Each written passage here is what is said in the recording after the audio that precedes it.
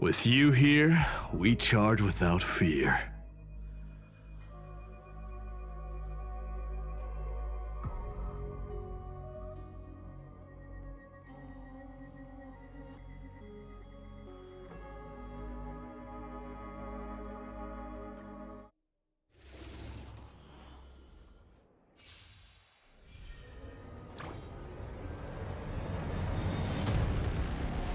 So make them wait. Dispel the gloom, restore the skies. Let's go! I'm okay. Embrace a new life. Go, go, go! May death protect us! Have some sunshine.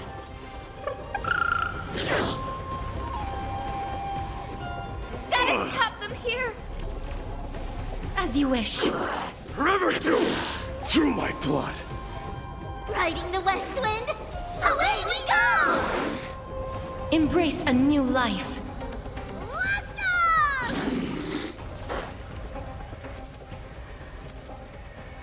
May death protect us!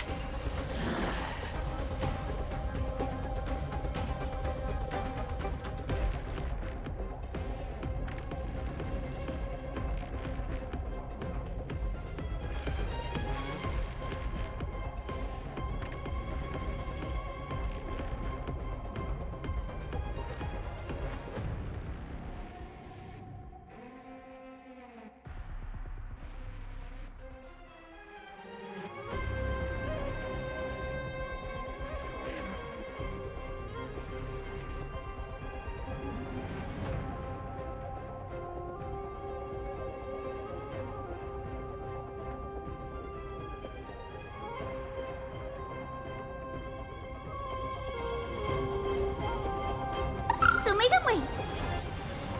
Dispel the gloom, restore the skies. Go, go, go! I'm okay.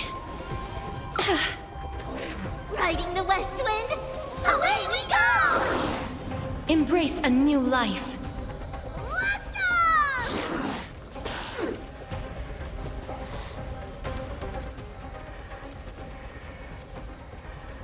May death protect us! Have some sunshine.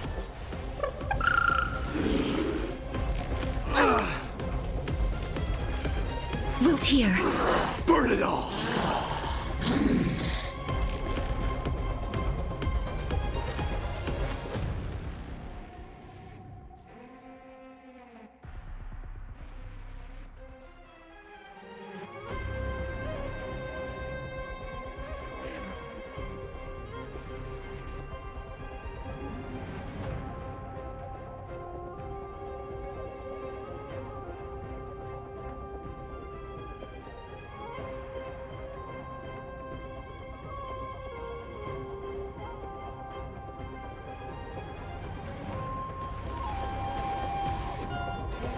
So make them wait.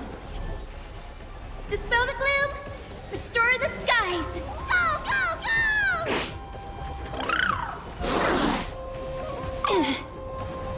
Riding the west wind, away we go! Embrace a new life. Let's go!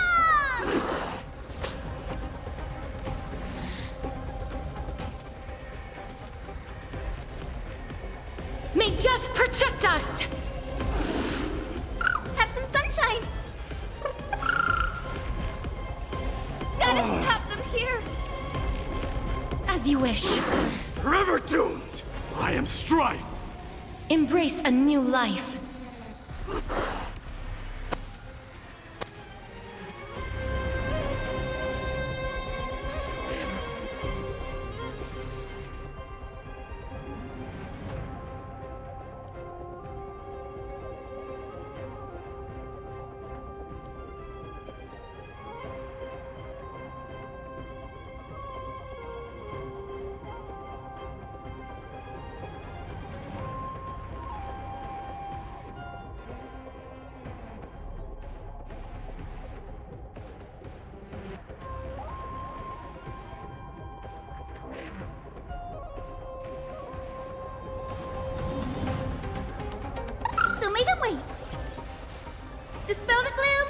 Restore the skies! Go, go, go! I'm okay. Riding the west wind, away we go! Embrace a new life. Let's go!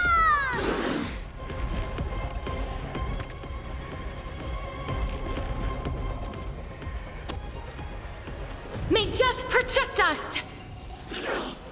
Have some sunshine!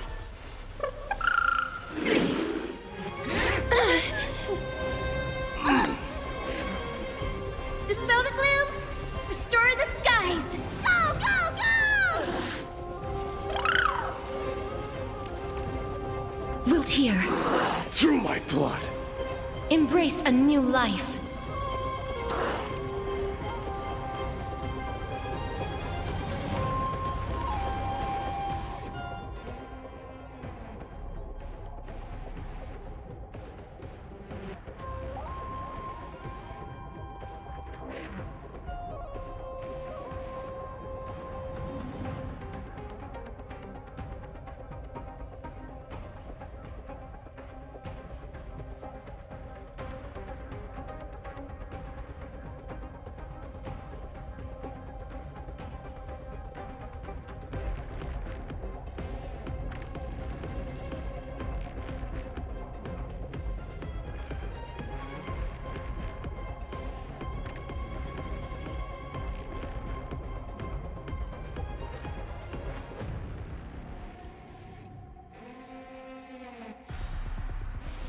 Riding the west wind, away we go!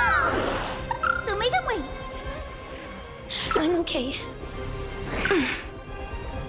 Dispel the gloom, restore the skies. Let's go!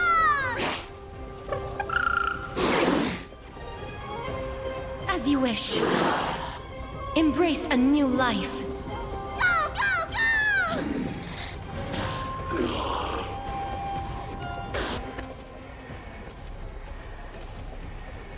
May death protect us! Have some sunshine! Gotta stop them here! Wilt hear. I am strife, forever doomed.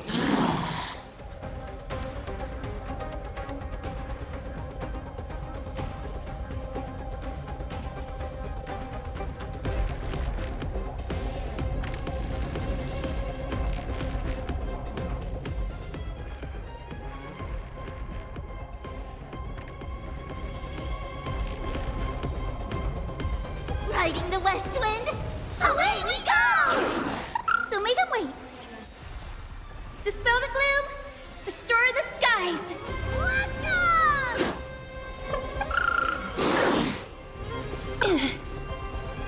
I'm okay. Embrace a new life. Go, go, go!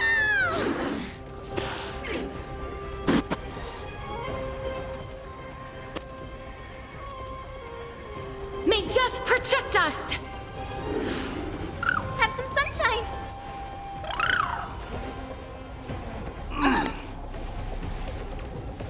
As you wish. Forever doomed.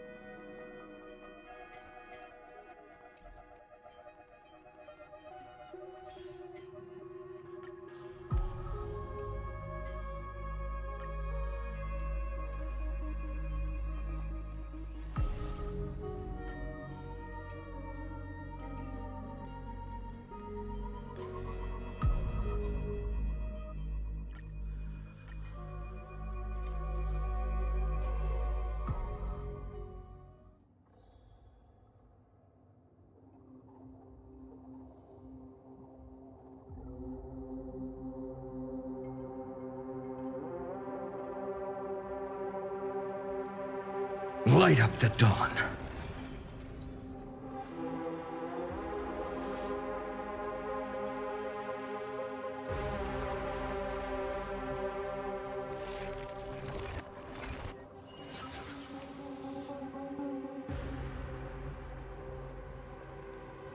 Light up the dawn.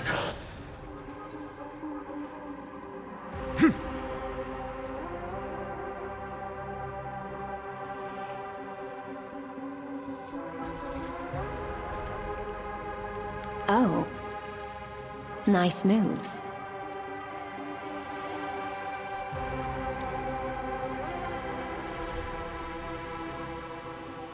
Light up the dawn. We just washed it away, and here it comes again. The Black Tide is really no joke.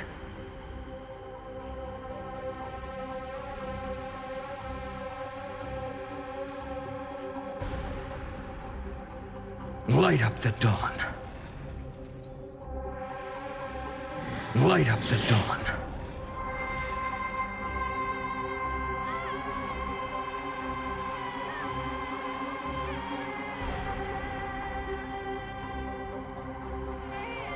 The waters end here. The one you seek is beyond this point. At last, Let the show begin! I can meet with Her Majesty Saridra herself. Are there any formalities I need to observe? Don't kneel, don't do the hand-kissing or foot-kissing gestures of the old dynasty, and most of all, don't bow. The Imperator despises such rituals, especially when the heads of those taller than her bend beneath her crown. She really is down to earth. The second thing to note, only trusted ones may come near her. Keep 5 paces distance until the Imperator allows otherwise. Sounds like an old friend of mine. Well, experience is a good thing. Stay sharp, and you'll be just fine.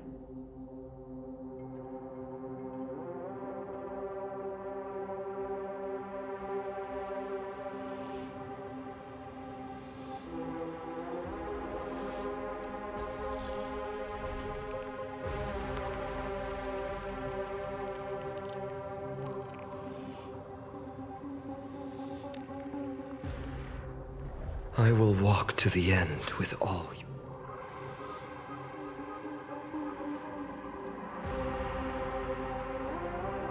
Dux Goldweaver, little hostage.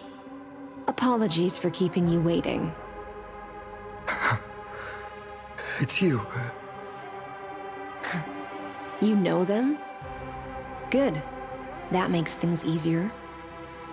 Before that, I'm more curious about one thing. Where is Her Majesty Saridra?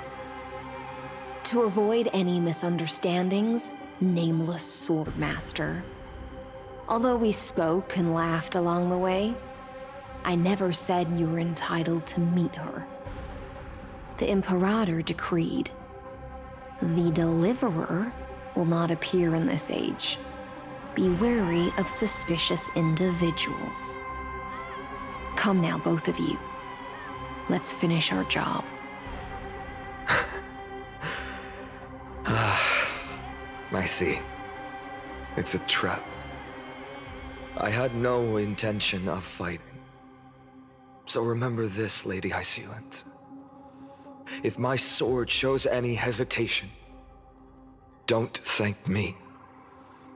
Thank them instead. No, you misunderstand. We don't want to see Chrysoceres hurt each other. Just give us some time to ask you a few questions. The Nestia's golden threads will judge you and decide your fate. As you wish. White-haired Swordmaster? If what you say is true, then you must know the fate of the world. So, how much do you know about what we read from the prophecy?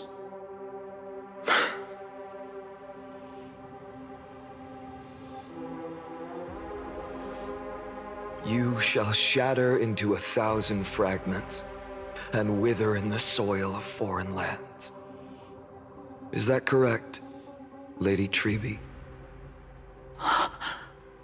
How is this possible? He got it right? Yes, but the prophecy never mentioned he'd appear here. At least, not in this era. You must listen to me, Aglaya, Treby. The Finan of this world has not yet been born. In a distant future, he will follow the prophecy's guidance and appear before you. But do not seek him out, because Era Nova is a complete and utter lie. I will tell you the truth, and you will understand why the world must forsake the prophecy and find another path to Era Nova. Because I know both of you, and I believe that no matter how the course of history may change, the faith we all share will always remain the same. And so, the layers of rock began to reverse, and history wove itself anew. Through my old acquaintances, I was given the chance to meet the leader of the Flame Chase journey, Saridra. And after a long and arduous negotiation, we came to an agreement.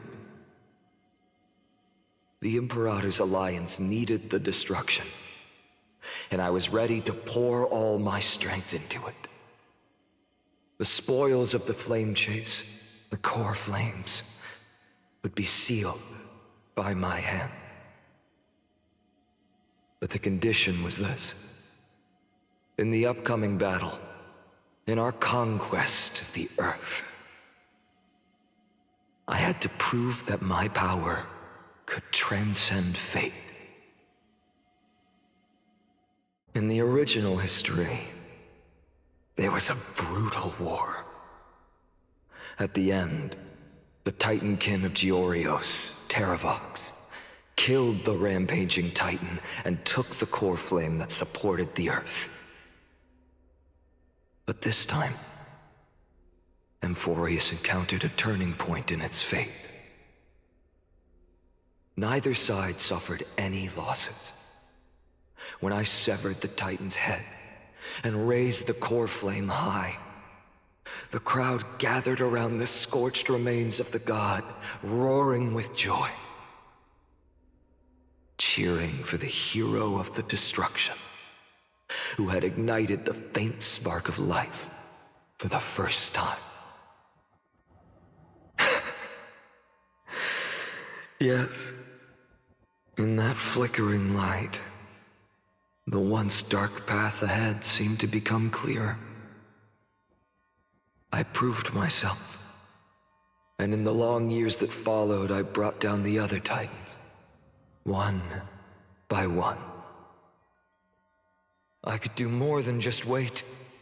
When time resets, the chance to change the world also emerges from the lines of history.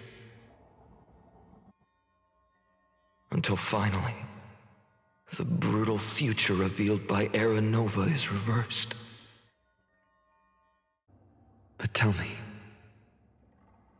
if that's truly the case, why are we doomed to the same outcome?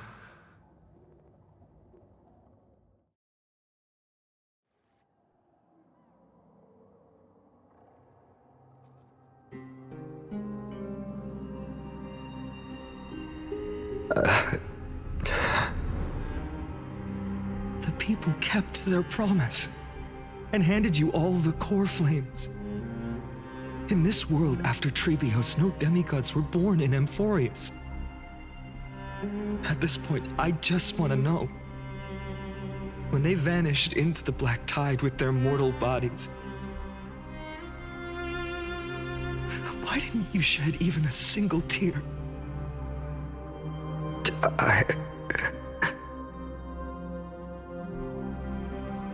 Your indifference chills me. To you, were they just The bunch of insignificant footnotes?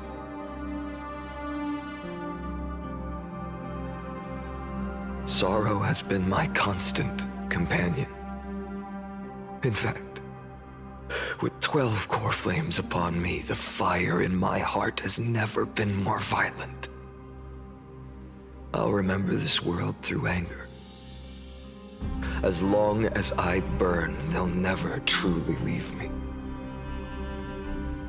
Perhaps it's already too late. But you're right. Anger, at this moment, is the only weapon I can rely on. So, draw your sword, Executioner. I'll make sure you realize that your greatest mistake was leaving me alive.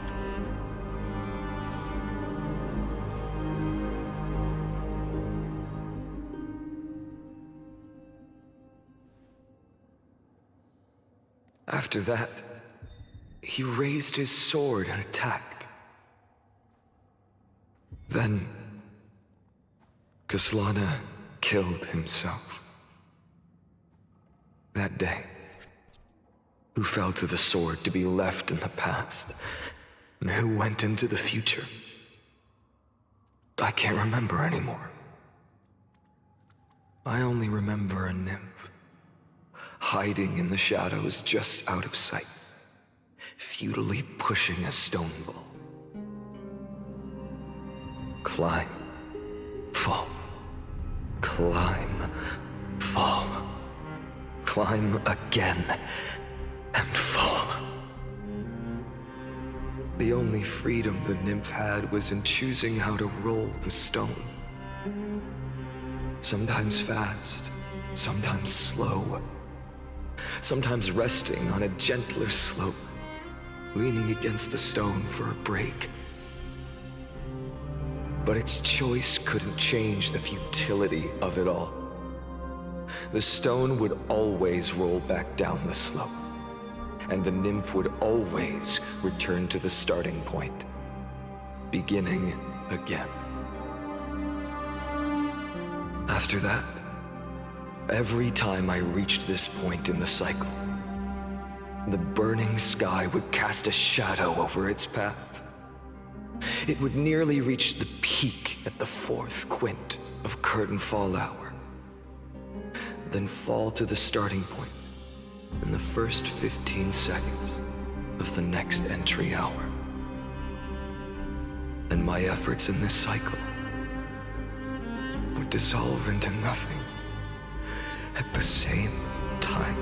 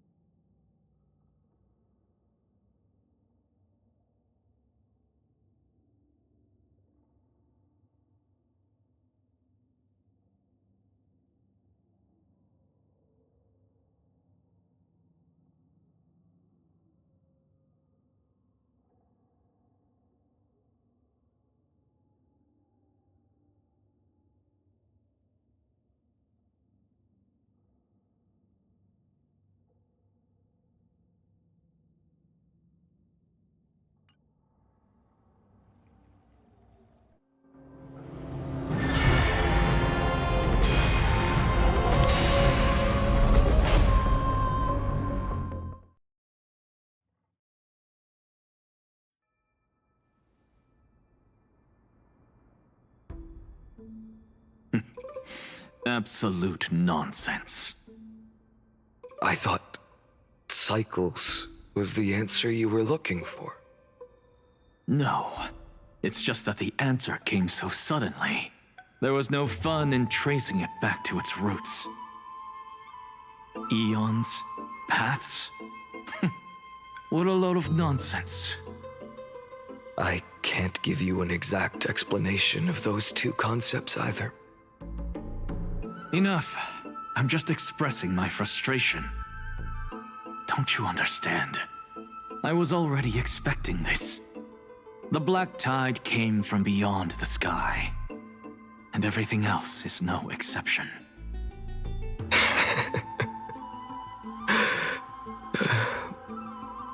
Fate is a strange thing.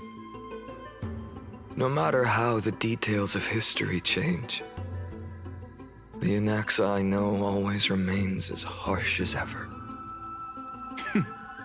If the other Anaxagoras actually worshipped the gods, I'd make sure to find a way to break the cycles and crush them in their cradles. Too bad. Now only you have the ability to do that. What's that supposed to mean? You're willing to help? Of course. The core flames were meant to save the world. And in my opinion, the noble titans have no reason to refuse. Besides, according to you, before stepping into these endless cycles, you were my pupil.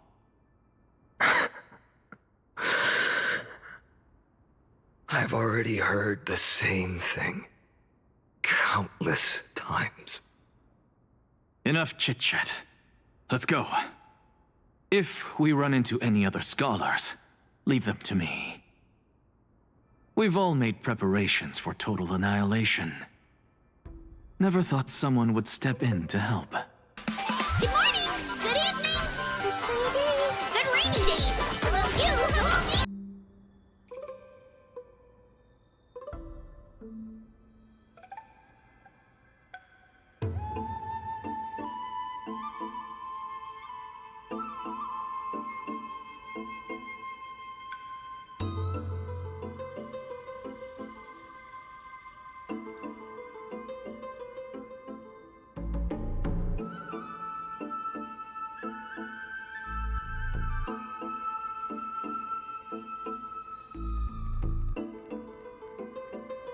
Light up the dawn.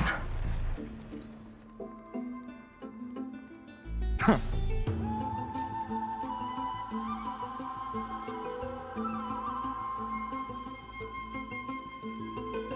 Light up the dawn.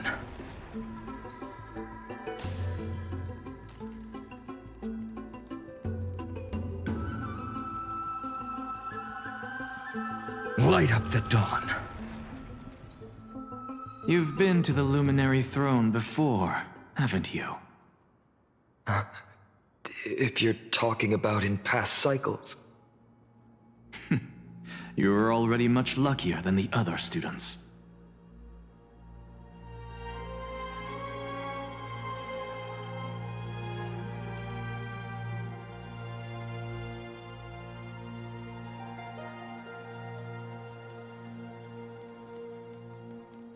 Hold up. Keep your wits about you. Someone's watching us. Pretty boy, your eyesight's better than I thought. As for that false god who's been turning the world upside down, it's you, isn't it, white hair? You sure do love stealing the spotlight. In the name of the Seven Sages, I demand that you immediately step away from the Luminary Throne. This is the sacred ground of reason, and no one may desecrate it. Take my words back to Aglaya. I won't say the same thing twice, Catgirl. Oh my! You won't even call me the demigod of trickery. That is just heartbreaking. I have some words for you, too. First, As one of the most heretical blasphemers in the world, you have no right to lecture me. Second, this is none of your business, Grove Boy. Step aside. I don't want anyone getting hurt. Here we go. Again. Core flame thieves.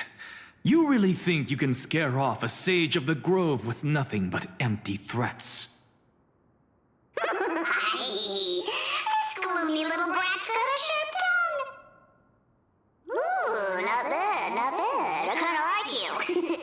As a return favor, feast on Cersei's core flame right here. Aw, don't cry now. That was close. I'm out of here.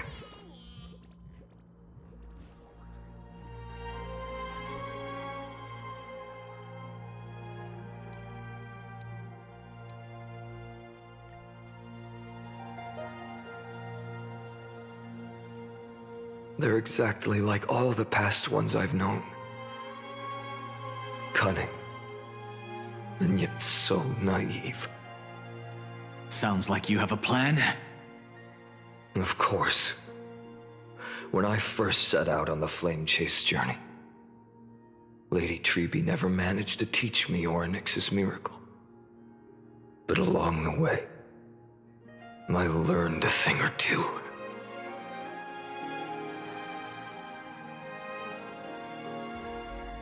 Where are you going? I don't know. Where are you going? I don't know. The Venerationists' foolish inventions finally come in handy. How is this possible? You've arrived, Zacharias. Always so punctual. What? Do you know who I am? I'm running out of patience, so I'm not going to waste words. Listen up, spirit thief. Hand over the core flame, and let's pretend we never clashed. This way, you and this world can still be saved. Save? You sing better than any bard. If you ask me, you're the greatest disaster Amphorius has ever known. No matter how strong you are, you're still just a mortal body. Carrying 12 core flames? Don't make me laugh. You'll just get consumed by the divine flames and drag this world down with you. 134. What? This is the 134th cycle I've lived through.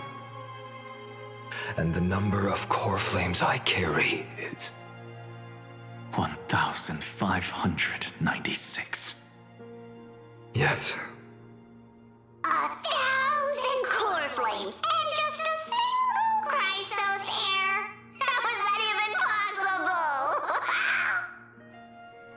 I've come this far, and that's proof enough. But someday you will burn to the ground. Of course, the divine flames will eventually consume my eyes and blind me. But before that, they could still forge and sharpen Dawnmaker. Now when I cut open your stomach, you won't feel a thing. You... This is the final warning. Fine. Assume this world holds 100 million possibilities. And no matter how one looks at it, 99,999,999 of them all point to outcomes of certain destruction. Even so, I'll use my divine power, despised by the people of this world, to achieve that 1 in 100 million possibility. Bartolos! Brett, if you've got the guts, you'll have to first step over my dead body.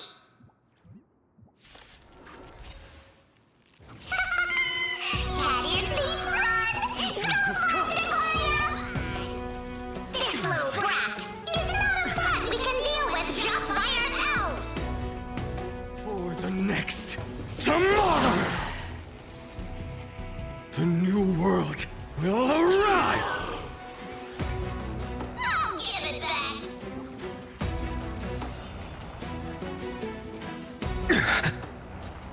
Let's get started! I'm fine.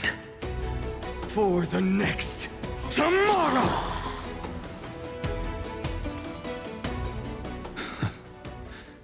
How absurd. In my memories, Zagreus always meets the same end. Over and over again. Their departure no longer stirs anything in my heart. This reason core flame before us is a fake, obvious as day. I know.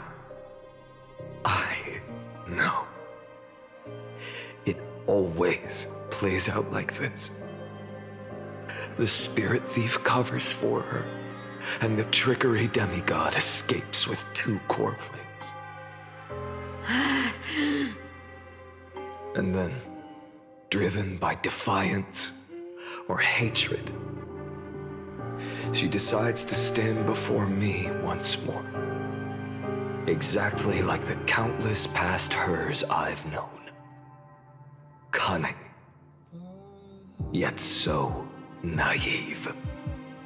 Since you've witnessed the same scene play out countless times, tell me, will you carve the trickery core flame from my chest now? That depends on your attitude. At least so far, in the cycles where you've asked this question, the endings haven't been so cruel. Well, thank you for that. But I also believe that this time, you won't catch up to me. No one can catch up to me. I'm no longer running to escape anymore. Whether you believe me or not, I'll still tell you this. You've made the wrong decision. All right, then. We'll see. Silence. This is new. One-eyed boy. What are you trying to pull now? Go, Cythera. Give us some time in private. This isn't for her, but for you. You've walked too far down this path. It's time to discuss a possibility. Maybe the road you're walking is not one of salvation, but one that will simply drag the world into the flames. For old time's sake, turn back. I don't care how many times you've tried, because there's one thing I'm sure of. Your Messiah complex has turned you into something no different from the icy gods you spoke of. The children of humanity you swore to save. They are no more than ants to you now, aren't they? Of course. I've been wondering, what kind of demon could burn my homeland to the ground in an instant without batting an eye? Now I have the answer.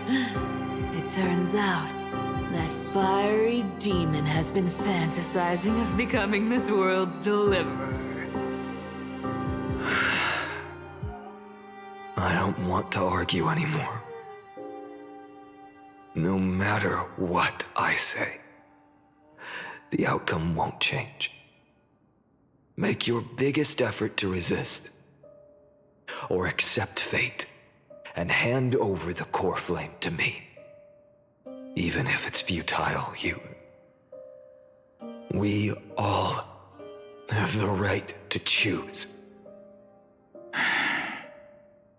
Yes. Even if it is futile, and the world is just a divine joke. When I walk into the destruction written by the gods, with my own 2 legs, you will witness. Even the smallest footnote still leaves a mark in this story. And so, at the end of the 134th cycle, the Traveler and the Scholar fulfilled their fates once again. Or perhaps it wasn't just they who fulfilled their fates. I can't quite remember all this. In the endless darkness, for no reason, a voice always lingered by my ear. Losses are a constant on the flame chase journey, among which even life itself holds little value.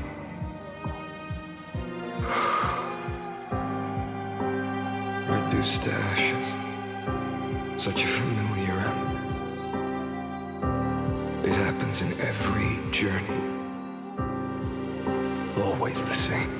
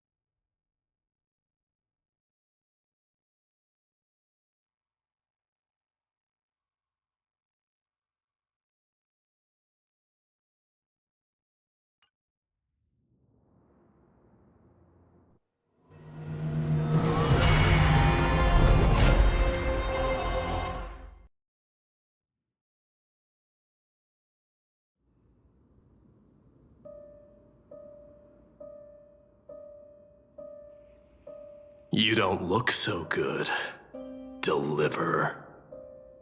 Even after going through 108,642 cycles. Mighty, your name for me has never changed. Why do you sound so pleased? It's a derogatory name. Yeah, I know all too well. You only meant it sincerely in the first cycle. After that one and only time we walked side by side. Every time since. It always ends up like this. Dawnmaker will stab you through your 10th thoracic vertebra. That's your weak spot, and the only way to kill you. Interesting.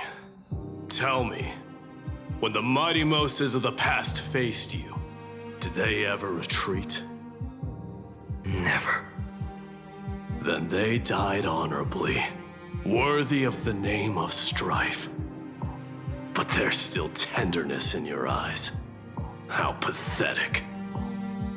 I have to remember how this feels.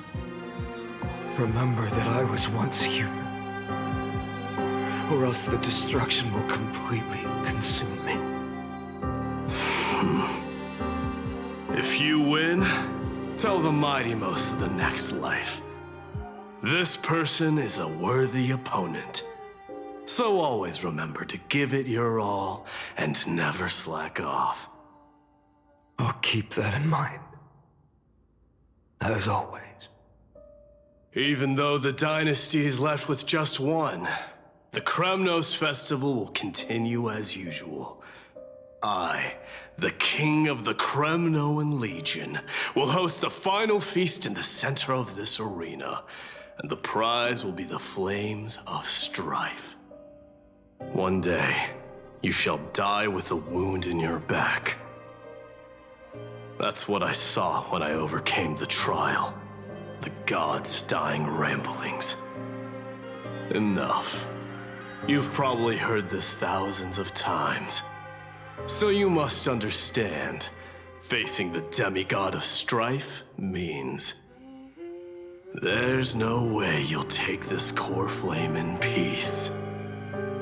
I understand. Step forward and face me in a final battle. I, the last son of Gorgo, the demigod of strife, salute you. I'll give 10,000 scars and 10,000 lives of mine to fuel the blazing sun of deliverance.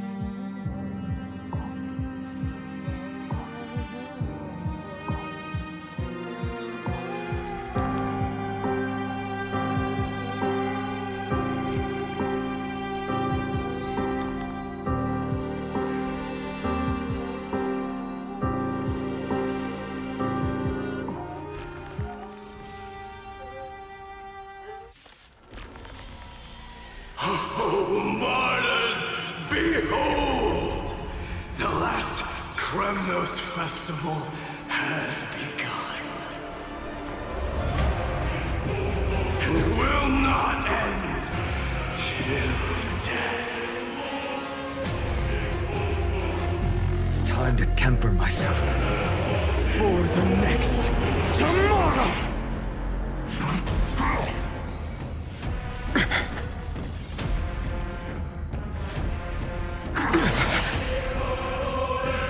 Conquer this world, or be conquered by me.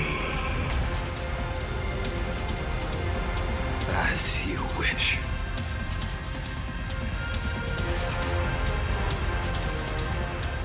And in my full glory, I salute you.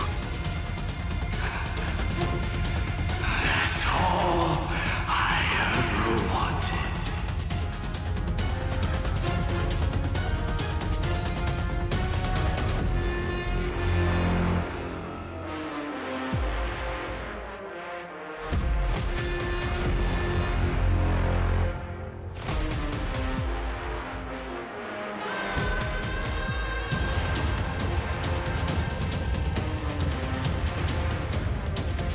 This newborn sun, tear open the sky!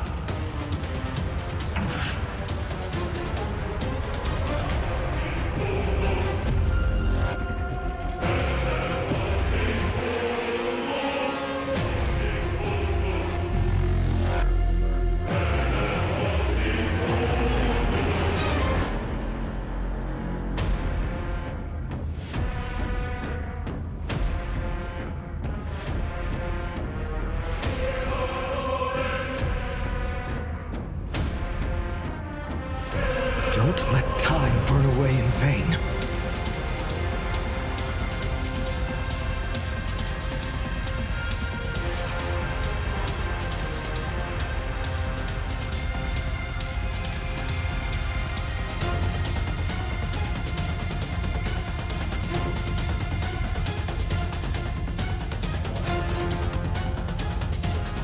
Quench the flames with blood.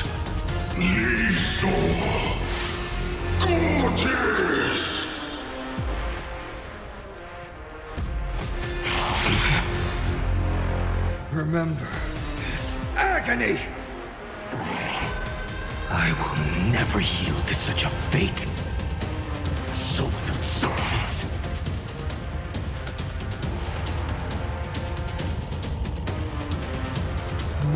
the eternal night!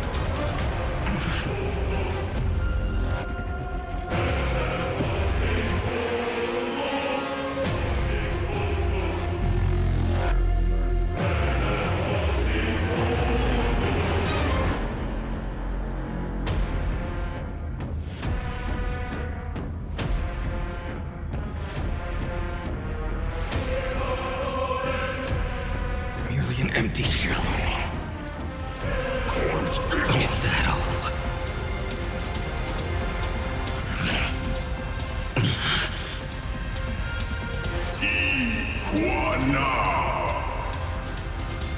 If you can, deliver.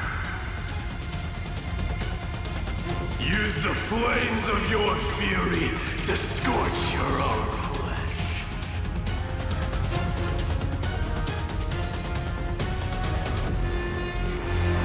With the old sun's embers, hail the new world's dawn! I grant you a dawn where all stars burn to ash. A scorching hatred. Do you feel it now? Quench the flames with blood.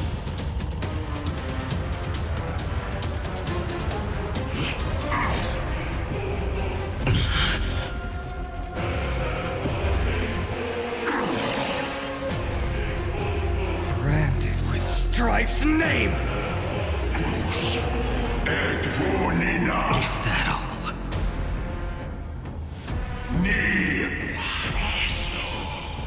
I will merely an empty shell.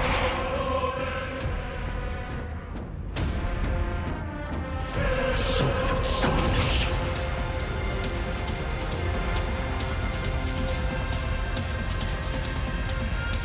With this newborn sun, tear open the sky!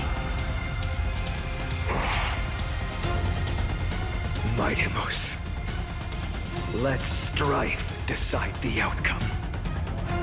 Let this burn your curse of immortality!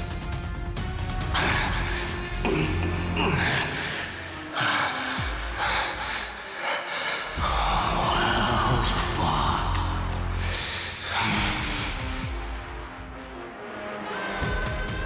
You may crown yourself.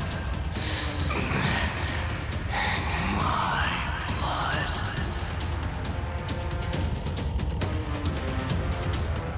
In your next life, I shall once again block your path.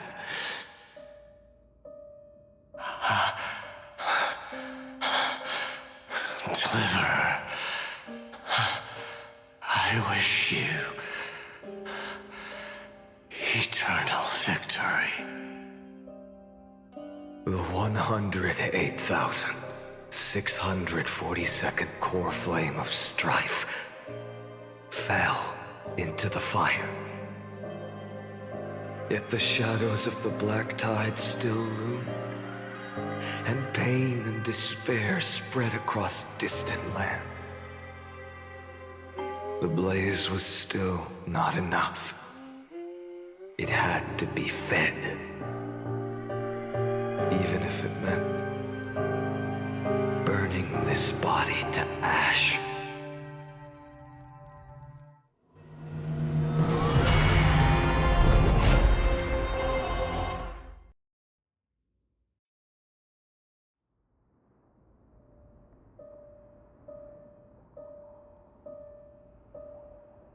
No matter how bright the sun is, there are still places it cannot reach. Moreover, the sun you bear is both cold and blinding. A sun like that surely cannot bring warmth to the nether realm of the next life. Golden blood is born from the destruction. We have long since lost the right to seek warmth. Only by feeding the flames can we melt that hopeless future. Allow me to ask, how many core flames do you carry now? 24,041,183. Such a heavy burden. So that's why you've turned into this. A broken idol. Tragic firewood. No matter. I will bear this burden. As long as you hand over the core flame of death.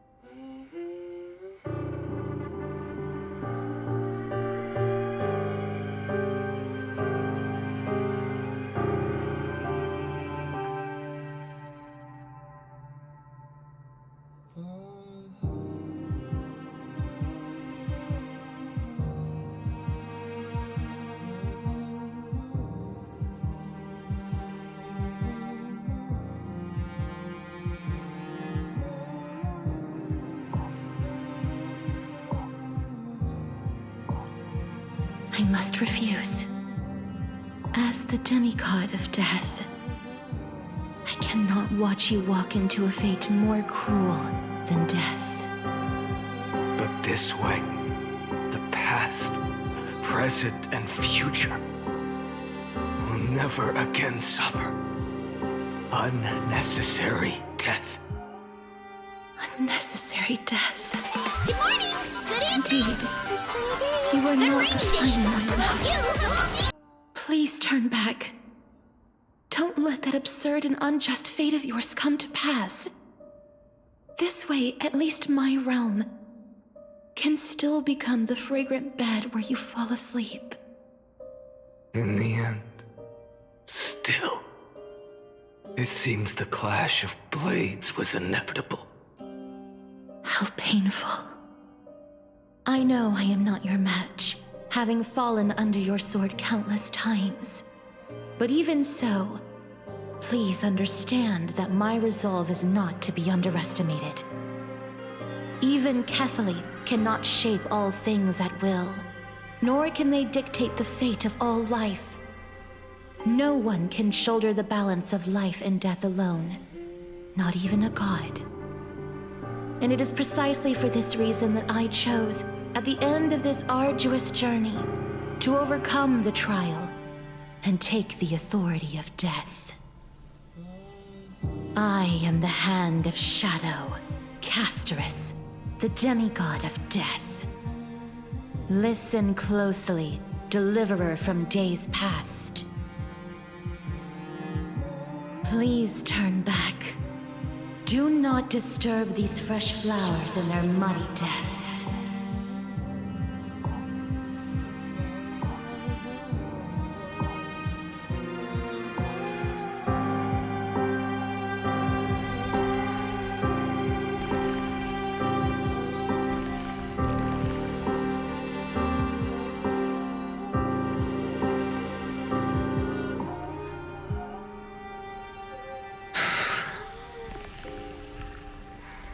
What?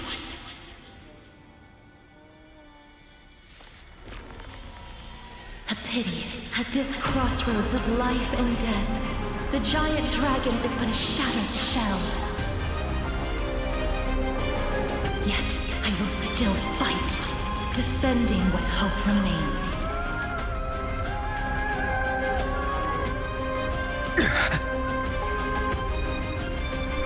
It's time to temper myself. For the next tomorrow! I'm fine.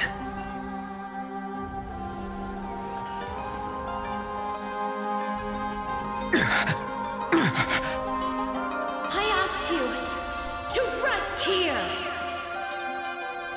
Allow me to refuse. I must transform my soul into a raging fire. Must burn that idol of destruction to the ground.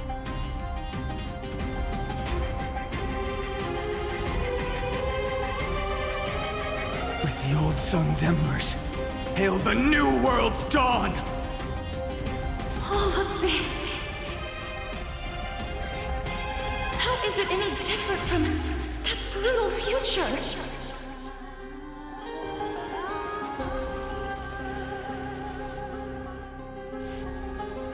With this newborn sun, tear open the sky!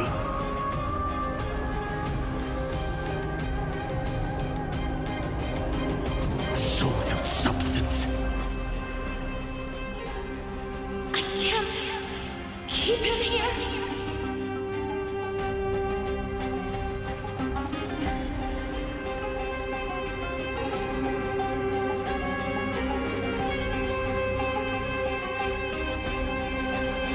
With the old sun's embers, hail the new world's dawn! I grant you a dawn where all stars burn to ash.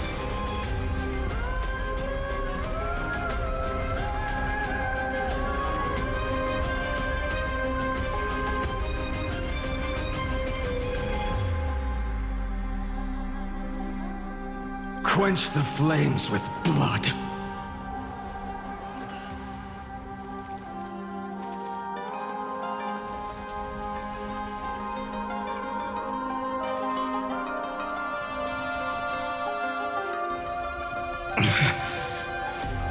Remember this agony! Even if I can't win, I must try. Then let this be a tribute to your million struggles, fought time and time again.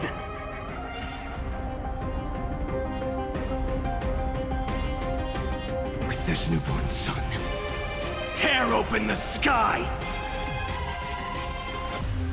Wake up, lost one. See that the firelight in the darkness is not.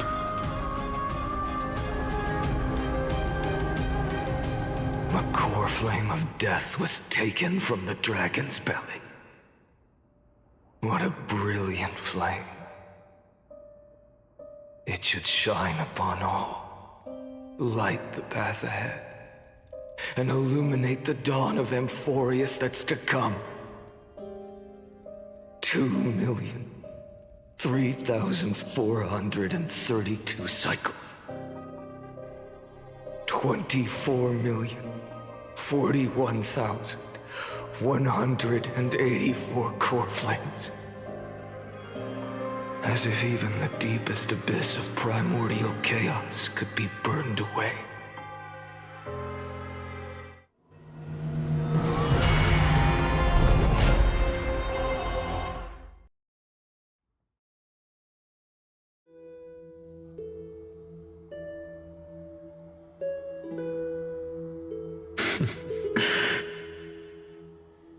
You're here, as always.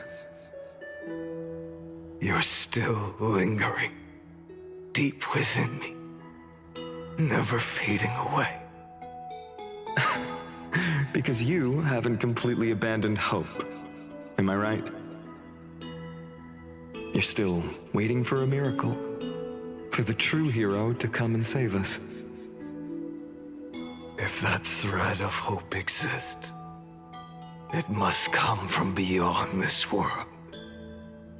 from the true starry sky. But if it's just a traveler with no connection to Emphorius, they may not understand our struggles, nor be willing to join this fight.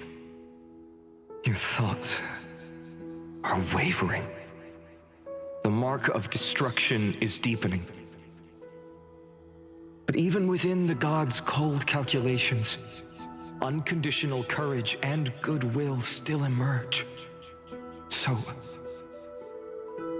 never forget what set you on this path. How many times has it been? Remind me again. My memory is a bit fuzzy. 4 million. Exactly. Then that blaze inside of you must be burning hotter than ever. Yes. When I first forged the 12 core flames into one, I had the same impression. The destruction. A power unlike anything before surged within me. Violent flames ready to tear my body apart and consume this world, this wretched prison. I thought that was it. The ultimate power which nothing could surpass. And yet no. This fragile body holds a staggering 48 million core flames. I suppose it won't be long. Perhaps just a fleeting 10,000 years. Before it's reduced to nothing but charred, crumbling bones.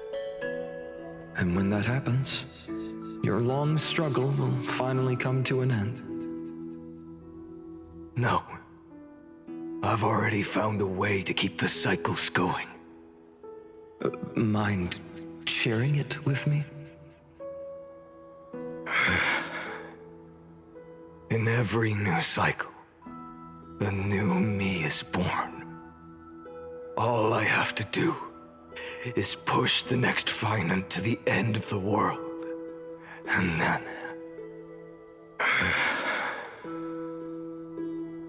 then he'll kill me. Shatter this body. Take my flames, my memories, and carry on the path I started.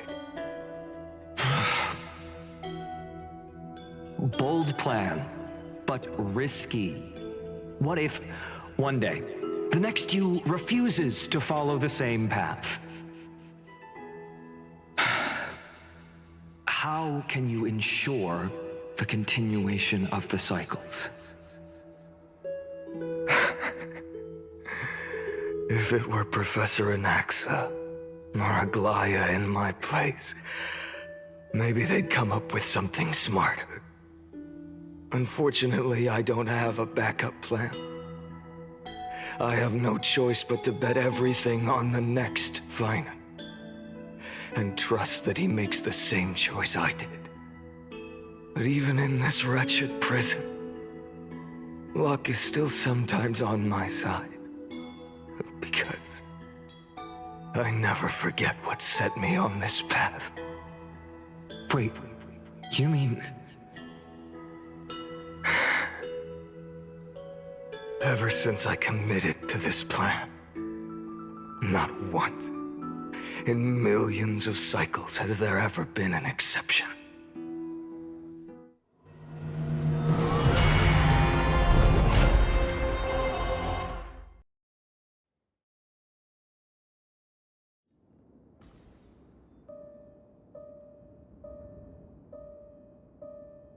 I can do this, Lord Finan.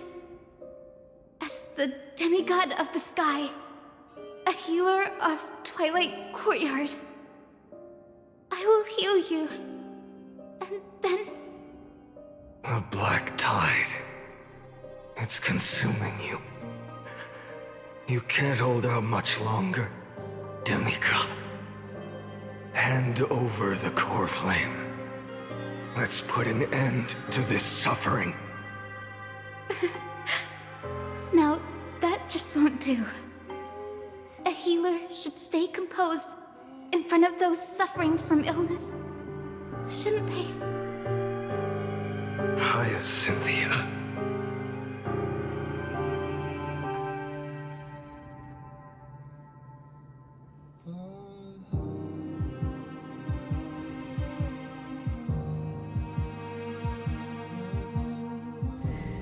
Return the dawn to this world.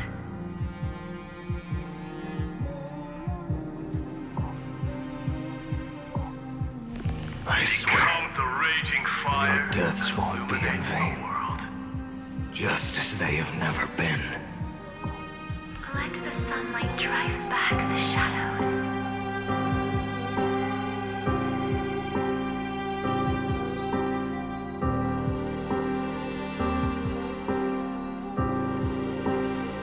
Bring tomorrow to this world.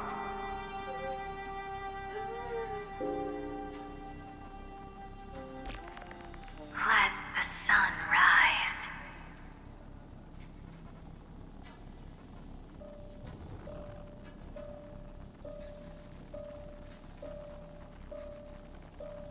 Finish the sun's work.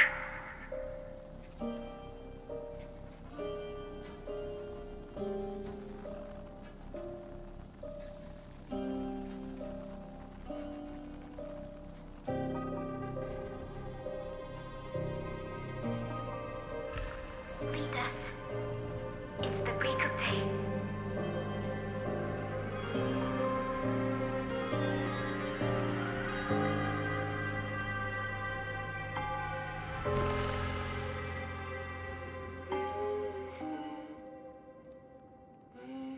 I believe in you. You are the Chrysos heir of Worldbearing. The one who can lead us. Lead this world. It's just... I don't understand. Within the sun upon your shoulders, the part of that warmth that should come from you, from an ordinary person, it's so faint. My humanity is indeed just a flicker compared to the blazing fire of divinity. Even so, don't cast it away. I never have. I have kept everyone's wishes close to my heart. Even though the divine fire burns so fiercely that every time I return to the start, it devours me in an instant. Each cycle, it's your wishes that guide me to the end, that pass the flames to the next me. Over and over and over again. So, you're not just a lone spark in the dark. You're a pyre built from the bones of all the selves you've left behind. But what about you? What about your wishes? The wishes of all the countless versions of you?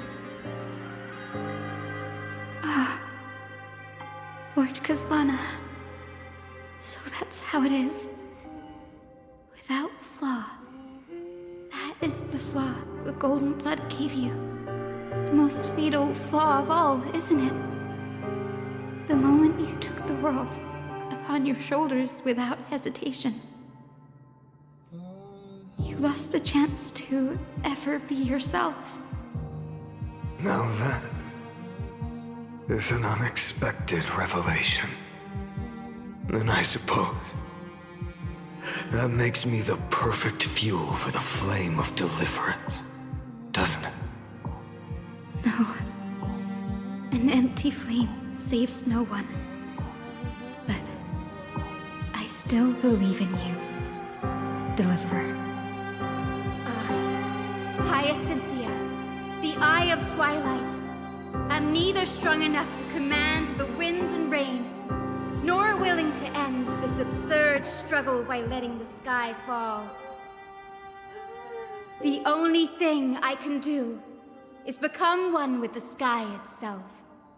And then, may the gentle colors of the rainbow paint your sun in shades it has never known.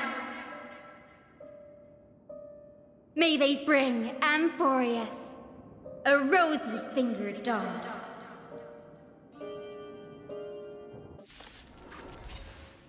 Though the light has grown dim, its warmth still lingers. Deliverer, please, open your heart to me.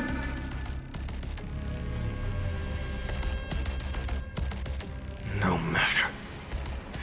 Let this blazing sun fill the sky with golden fire. With this newborn sun, tear open the sky!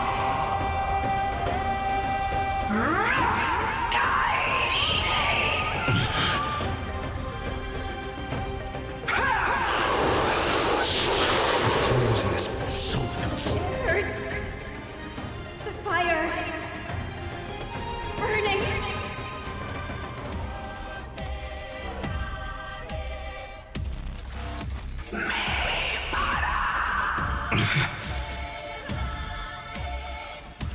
Await the lightless end! With the old sun's embers, hail the new world's dawn! Soul without substance. Merely an empty shell. With this newborn sun, tear open the sky!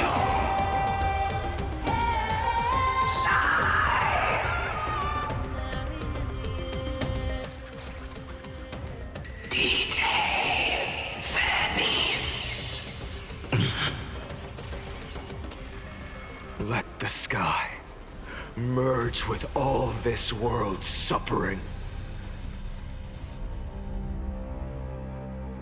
Soul without substance. I will never yield to such merely an empty shell.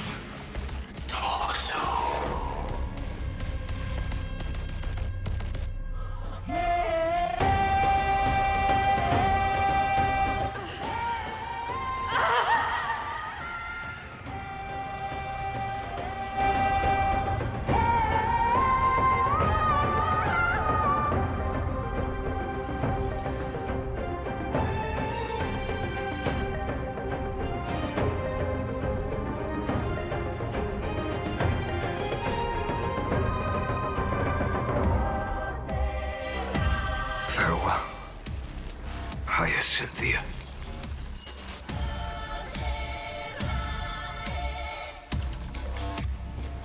Yes, your sun burns hot enough to turn everything to ash. But tell me, how will the seeds of a new world ever take root? The core flame rose. The sky fell. The 23,570,000th cycle came to an end. And this time, the end of the flame chase remained the same as ever. From the horizon rose a golden color unlike anything the world had ever seen. So pure it consumed all in its path. This was the end of the world, and the start of the next. For a moment, I saw the destruction of the universe. That being known as Iron Tomb. Its will to break free from the black tide burns fiercer than the blazing sun. Is this Amphorius' wrath? If its choice has already been made, if fate is set in stone, I will still never yield to it. 23,570,000 cycles. 282,840,000 core flames. No more chasing is needed. And now, I am the fire at the end of the long night. The flame chase isn't some quiet walk through a sea of flowers. It's a revolution. An all-consuming transformation. And if destruction is the only way,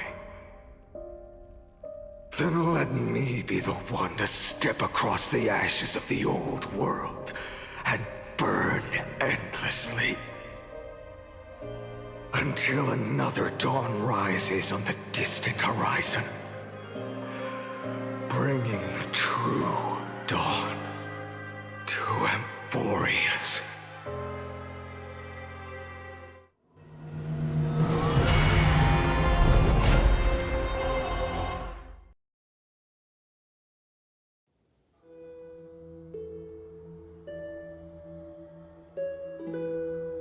$33,550,337.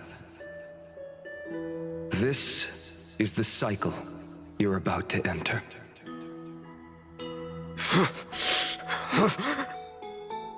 Countless memories are flooding in. Countless versions of myself have stood here, facing the same choice. They all needed a moment, just like you do. To stop, to breathe, to process the weight of 1,000,000 lifetimes worth of sorrow, pain, and struggle. And just like them, you will carry those memories and that fire into the chaos of rebirth.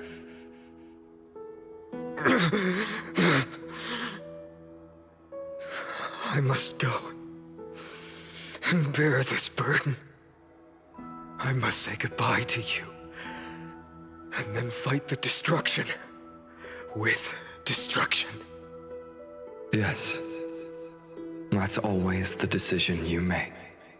I will burn and fade away. I will become the flame reaver of this life, and keep my promise to Cyrene. I will kill gods and comrades alike, and steal the core flames. And even if my mind turns to ash along with my body, I will keep my purpose in mind. I will stop Era Nova. I will find the next me, and make him carry on this futile endeavor of 30 million lifetimes. Looks like you're ready. Then I should be going too. Where are you going? You only exist in my heart. There's nowhere else for you to go. Do you remember what she said? The dreams you had as children. The deliverer in the prophecies. A real, living, breathing person. You finally found her.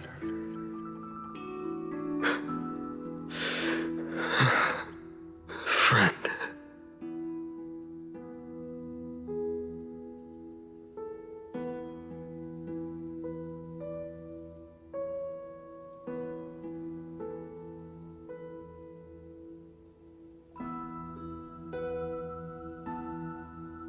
I don't have an answer for that, my friend.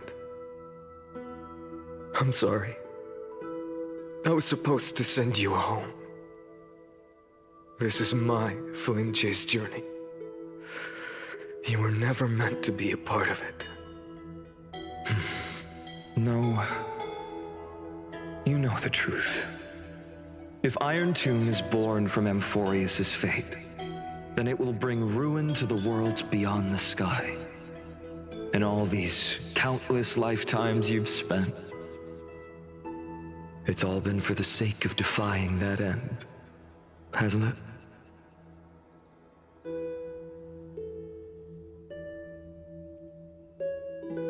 In millions of cycles, I've said goodbye to each and every one of you. Yet nothing ever changes. Each time we speak, our words grow fewer. Your fire burns hotter, and you're getting closer to becoming pure rage. A vessel of hatred.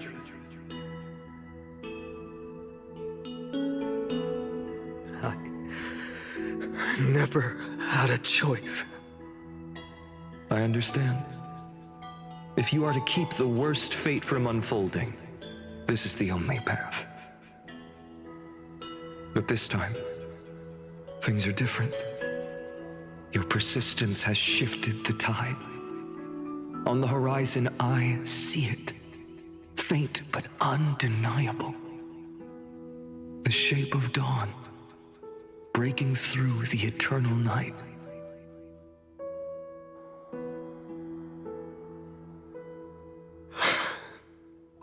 Turns out, the fire that lights the way was never mine to begin with.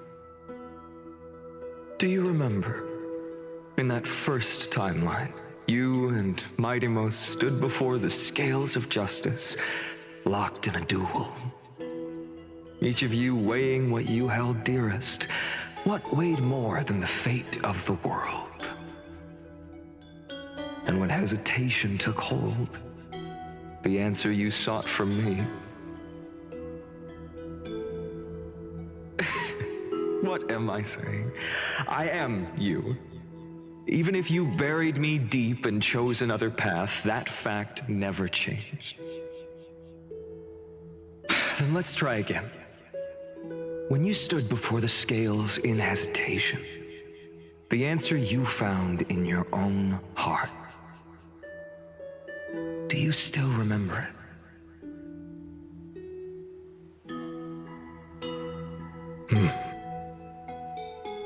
Remember the past and become the hero of tomorrow. What weighs more than the fate of the world is the resolve to shoulder an immutable past and carry it into the future. Good. Then Trailblazer, my friend, my comrade. You arrived in this strange world and were bound by its cruel fate up till this very moment. In the face of danger, you never once backed down. Instead, you've saved world after world without hesitation. That boarding pass on your chest is now the mark of a hero. If I choose to step through that door and embrace an end fitting of the destruction, let this sun forged from millions and millions of core flames burn me up along with the god of destruction and their minions. Then the world we leave behind, this world, my home, where hope still lingers. Will you take on everything we've carried? Return to the beginning one last time. Stop the birth of Iron Tomb, save the world we love, and rewrite its doomed fate.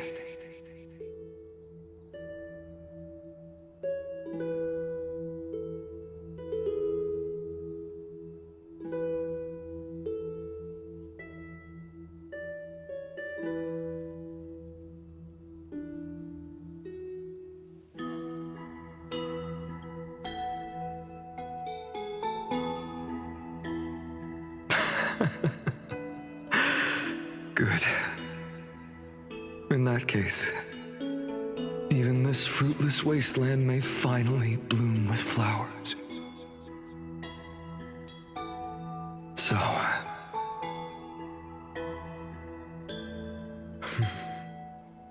if she takes on the weight of the whole world, she'll be able to walk further down the path of deliverance than a fire that only knows how to burn.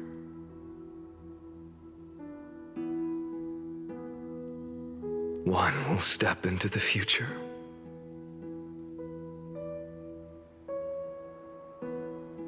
One will remain in the past.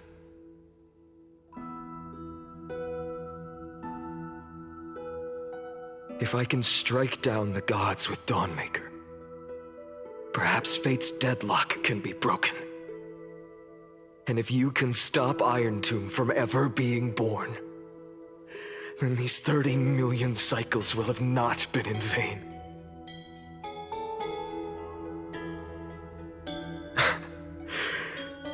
It's time to put our teamwork to the test, partner.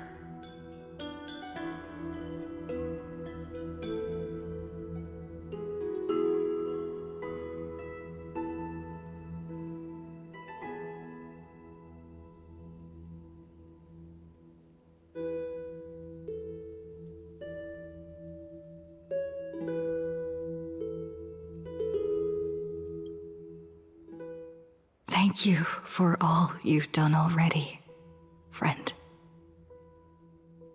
The image of the hero I've buried deep in my heart finally steps into the light. Here, at the end of this long flame chase journey.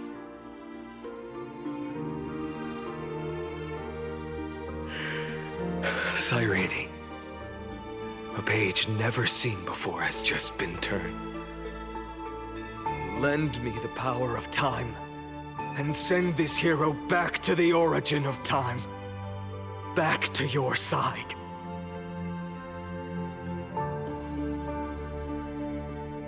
And I will walk the unfinished path, just like the countless versions of me before. Unwavering as always.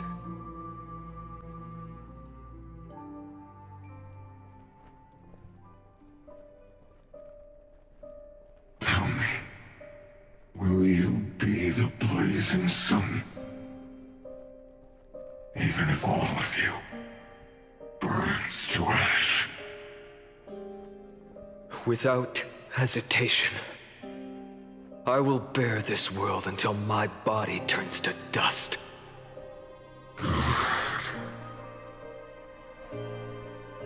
Remember this moment. Remember your friends who never lived to see the world's end. Remember their final wishes. And let the purest rage in your heart rise out of those wishes. Let it consume you, fuel you, until it burns away the false sky above. Fine. If I can defy fate, then in the name of Worldbearing, I promise you, Kephale will never forget this. Take it. Everything I bear. Keep on burning. As long as we are never extinguished, the flame chase will not end.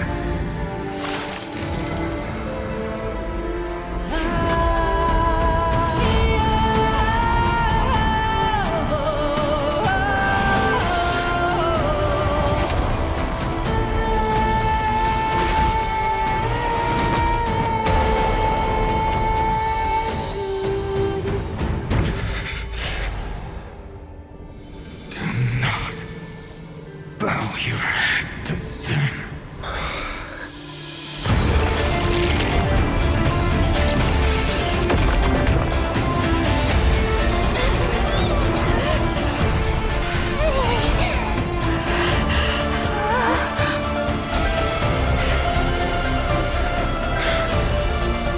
Take it, Trailblazer. May this blood be like gold. And never tarnish.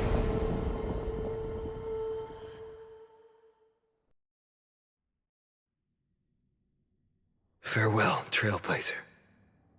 This is where I fulfill my final destiny. The prophecy of the Deliverer means nothing to me now. It belongs in the hands of someone far more fitting. Someone like you. Kaslana, the name of one who bears chaos does not belong to a single person. Rather, it is the embodiment of the mythical Kephale, and a symbol of all heroes. As the prophecy foretold, you will bear the blazing sun until the pale dawn breaks. May the name accompany you in my place, in the epic you write with your own hands. Another attempt, another failure. I won't remind you how many times you've reached the end of history. But I will still place the choice before you. If you've lost count, let me tell you. This is the 33,550,336th ending.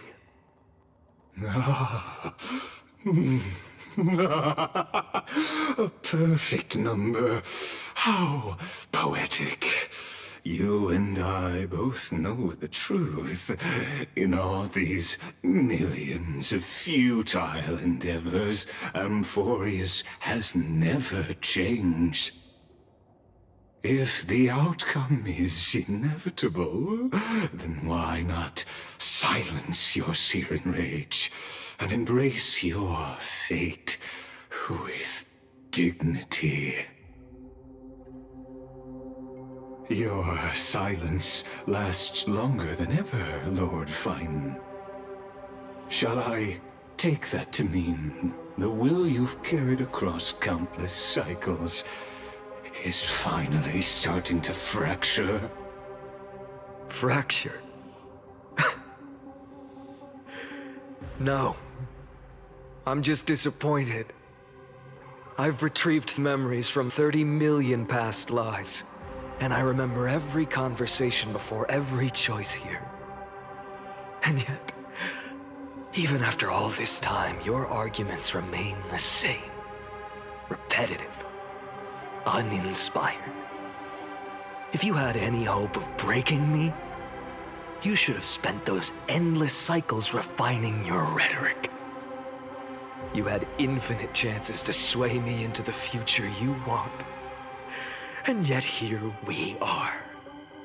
The score, 33,550,336 to 0. So tell me, Lycurgus, who's the real loser here?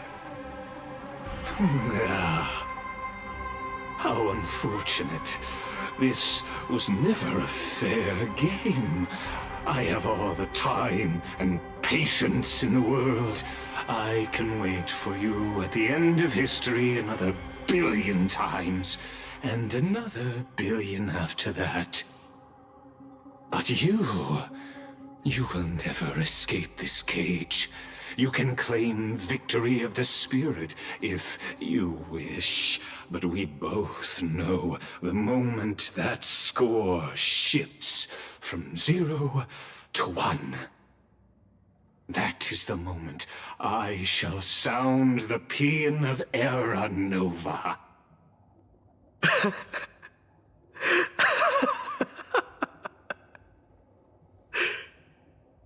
Lord Finan? Your incompetence disappoints me. But what truly makes me laugh is your utter lack of self-awareness. Think about it. In this story, who is truly the one in chains? Who is the one shackled to mindless vengeance, mistaking courage, the courage to rebel against the gods, for foolishness?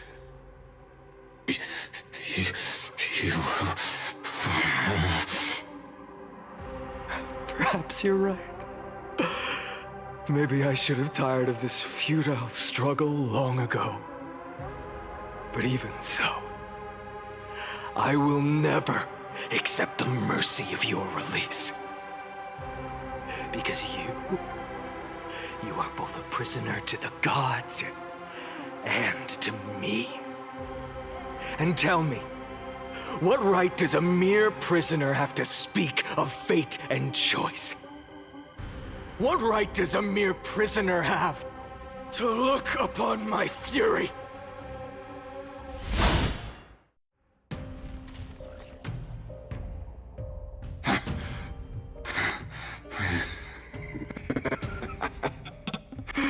You know this is pointless. You can't kill me. Of course not. But I am tired of being measured against a worm the gods keep as a pet. Listen well, creator of destruction. This cry comes from all your abandoned creations. In the 10th cycle, I drove Dawnmaker through the heart of every Titan. Golden blood ran down my fingers, divine fire seared through my nerves, nearly breaking my will. But I endured. In the 10,000th cycle, my former comrades had all become my enemies. The endless slaughter dulled my senses to pain. The painful emptiness almost swallowed me, forcing me to stop fighting. But I endured. In the 100,000th cycle, the destruction had already fused into a blazing sun, surging within this fragile body. My rationality had been burned away at the dawn of the era. Yet even with only this shattered body remaining, I still endured. In the 23,570,000th cycle, this time, I felt it. A tiny spark rising in the hollow cavity of my chest, different from the obsession with deliverance. By its faint glow, once again, no, countless times again, I endured.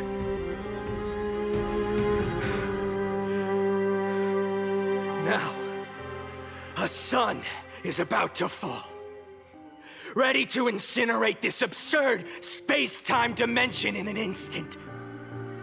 That sun is me. All the countless versions of me from the past, along with my countless brethren, dragged into existence against their will, drowning again and again in your golden blood. The very essence of this world's suffering and despair, fused into the purest hatred, the fiercest rage. Nanook, you arrogant fool!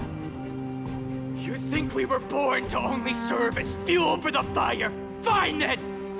Just as you wish, let the fire burn! If I was born as the blazing sun of destruction, then let you and your lackeys be the flares erupting from my core. And let this rage, burning futilely for 30 million epochs, engulf everything. And grant you a dawn where all stars burn to ash.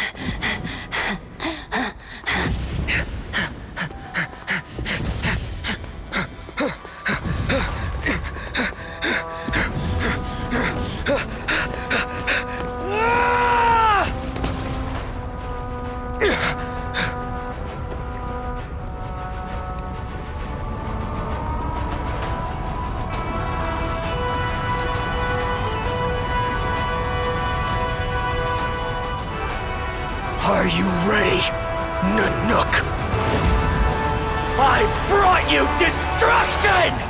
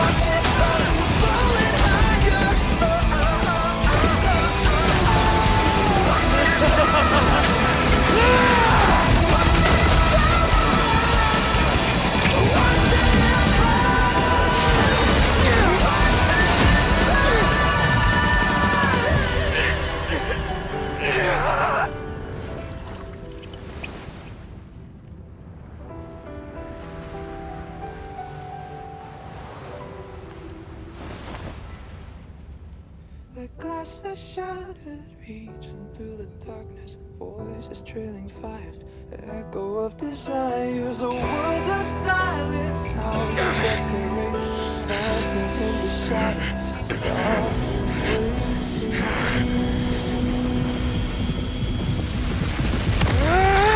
Tear it down, embrace a detonation, burn, craving our damn creation, breaking a chain of reaching for you.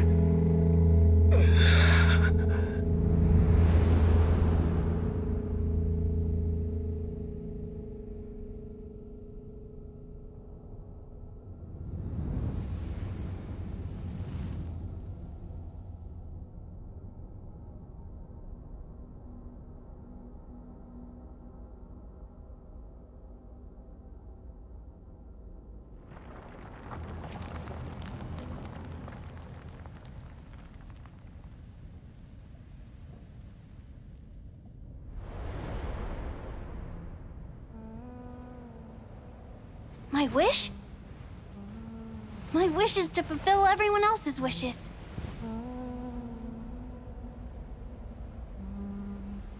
If I can't fulfill them, then send them on to tomorrow.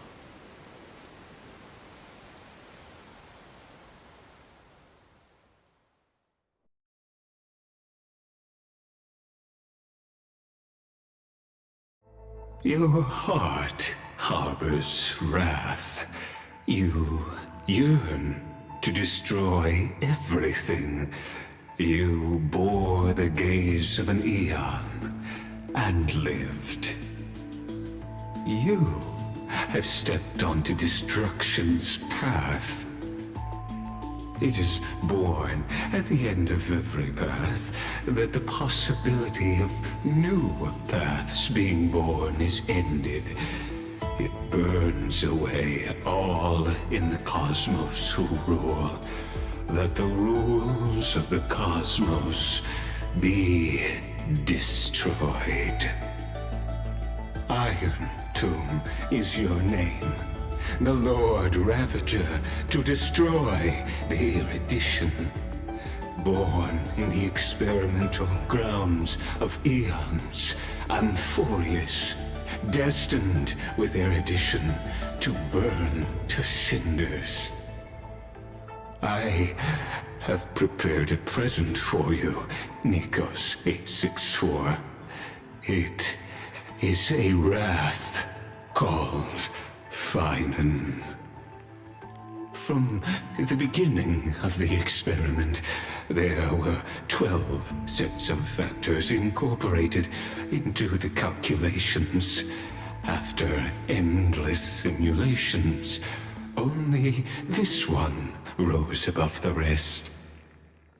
After 33,550,336 iterations, now his fury has grown to be without equal. This is a matter of considerable interest to me. This pure hatred is the final root of the equation. But there is another variable. The Nameless from beyond the sky. Also a pathstrider of destruction. I give thanks for her arrival, allowing Amphorius to turn once more. But after fate has begun to turn, her existence will only become an unpredictable variable. Perhaps the time to take the stage has come. Grow in peace until it is time to break free from your cocoon. As for those unwelcome audience members, you need not worry. If you do not mind, I will personally get rid of them for you.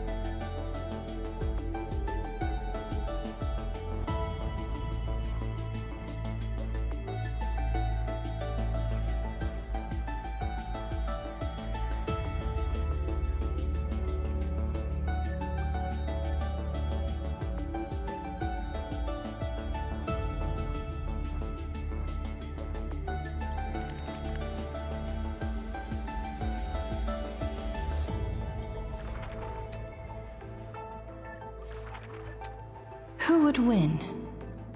A young girl emerging from her sheath and showing her edge, or a tyrant who has emerged victorious from 100 battles? The Black and White Legion squared off on the battlefield, golden and crimson blood converging into a coursing river. The leader herself actually dares to step forth and face peril? The tyrant charged toward the exposed gap in the king's flank, and instantly fell into a trap of raging flames and iron rain. On the board, the king too is but a chess piece. If the king does not lead, how would any dare to follow? She lifted the king of the crystal pieces high, as though proclaiming the ascension of a new king. Who would win? The holy city that stood for 1,000 years? Or the foreign city-states invading from 1,000 miles away? Hollow hatred ignited the flames of war. The besieged walls of Dawn tottered. Only a miracle can save us now. The cowardly elders barred themselves behind closed doors, while the trembling citizenry knelt and prayed. There is no need to panic. The miracle is already here. Under the banners dancing like waves, the burning crown shone bright as the wheeling constellations. Who would win? The general who saved the city, or the high and mighty with their privileged authority? The guillotine fell, severing the elder's life. The whispers dissipated, and the scales of victory tipped. From this day forth, I shall bring justice to the holy city. The people cried out her name and knelt in reverence, but were stopped by the sound of the scepter of authority striking the ground. Do not lower your heads beneath my crown. This was the first, and also the only Imperator. Who would win? The heroes bursting with ambition, or the omnipotent gods? The Imperator issued the decree! The start of the Flame Chase journey is at hand! Perhaps drawn by the grand design to welcome the Era Nova, or perhaps convinced by that king's great renown. Righteous warriors from across the land gathered before the Imperator's throne. On the day the journey began, the sky was an expanse of fluttering banners. The people gazed upon the overwhelming military alliance, a golden city reflected in their eyes. As for the end of that chess game, the scholars debate endlessly, but such discussions always end with a sigh. The invincible Imperator faded at the pinnacle of power. The crown's flames extinguished in the lake. The banner, once revered by the people, along with the broken spears of the heroes, now a tomb. The people said, "Even the sovereign that conquers all before her is no match for fate." Yet she said, In a war with fate, has there ever been any justice?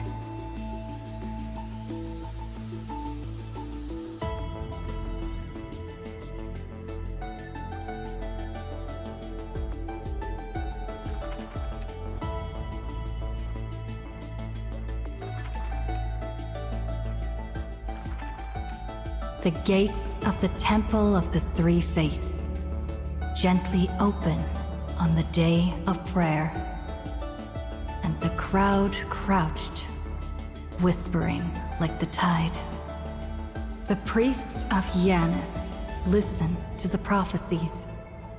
The unwavering axis of the scales of Talenton maintains balance, and only Orynyx remains silent.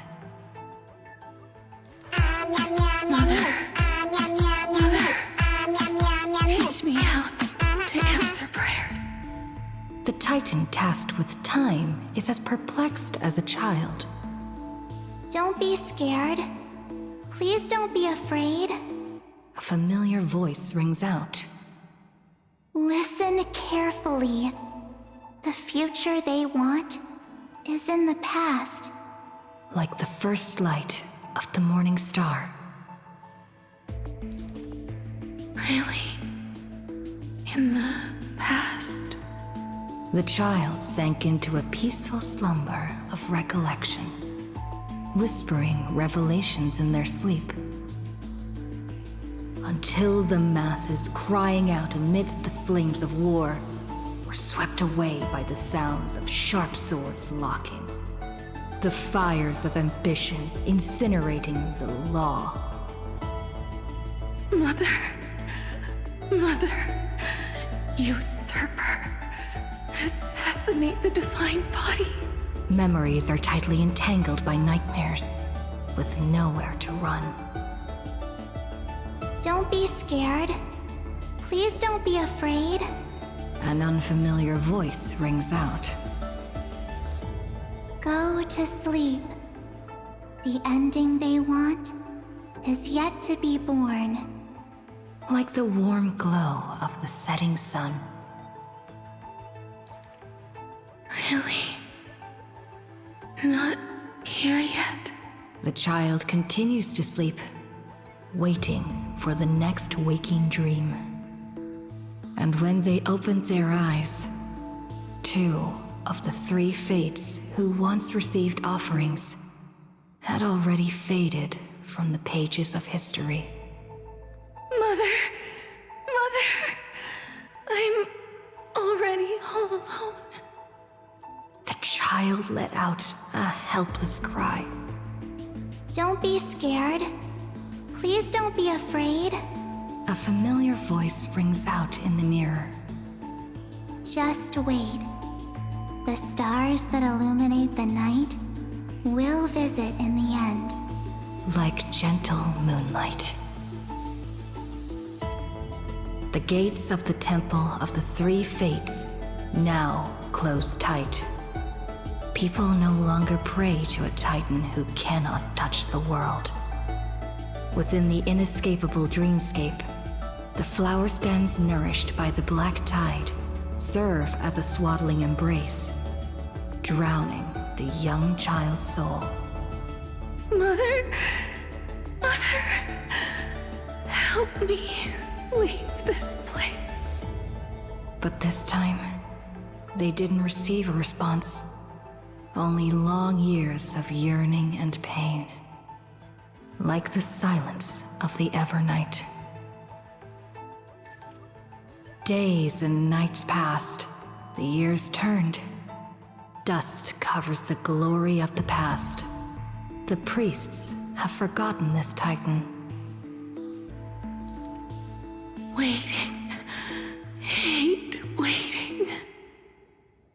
watched over the slumbering sprite, gazing at the dull mirror. But a fleeting mirage flickers in the mirror. The shining stars and the lights of the home. And a strange yet familiar voice. Wake up! Our familiar old friends have already arrived. Like the newborn dawn.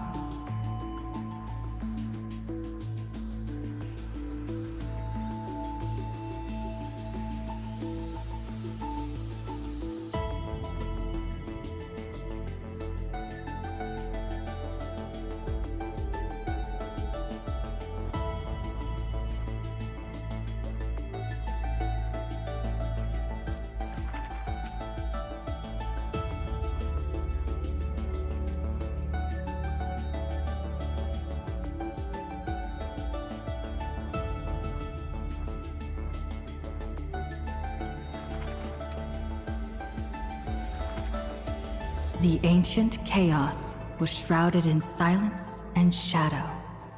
The giant dragon's offspring was born from the earth. Sweet dreams had smothered the giant dragon's eyes and ears, and as they slept, the 100 eyes of Aquila had already opened, and Fagusa had begun to stir the playful waves. Yet Giorios remained weighty and silent. Layer upon layer of peaks enveloped the dragon, cradling them in a bed more grand than any in existence. The giant dragons spent their childhood in darkness. From the moment their bleary eyes blinked open from haze of slumber, they hungered to feast on crude iron and drink deep of molten lava. Until one day, they raised their head and with a low, guttural voice, pleaded to glimpse light. The Titan lifted them up by their ribs, slowly raising them. The dragon's spine sliced through the strata of rock, cutting open the soil. When they reached the surface, they summoned mist woven of the fire of the stars. As though seeing themselves clearly and in full through the eyes of a giant bird. The giant dragon walked the earth alone. The Titan knew they were lonely and terrified too, and so sculpted new beasts from flesh and bone. In that wild, barren world, the giant dragon led the beasts of the earth. Excessively long life gifted the giant dragon with eyes that could pierce the veil of years. They witnessed the separation of day and night, as well as the entanglement of reason and romance. And even Kephale did not neglect to share with them a chalice of golden blood. The ocean teased, saying, even should the earth sink utterly, they would not rot. Ever since they opened their eyes, the giant dragon rarely returned to slumber. And thusly, that mesmerizing dream that occasionally burst forth at night etched a trace on their memory. The gods they were familiar with were in this dream, and they were as immense and imposing as ever, yet had lost their freedom. Just what manner of magnificent pathstrider could imprison the Titan's mere reflections? The giant dragon dreamed also of their own path, that great breath from the heavens, or perhaps from beyond even the heavens. They dreamed of silver shards amongst the stars, reflecting the form of another giant dragon. That great cerulean dragon approached Amphorius, the distant whispers roiling, becoming a roar engraved on the earth. They recognized the meaning in that low roar. Its name, permanence.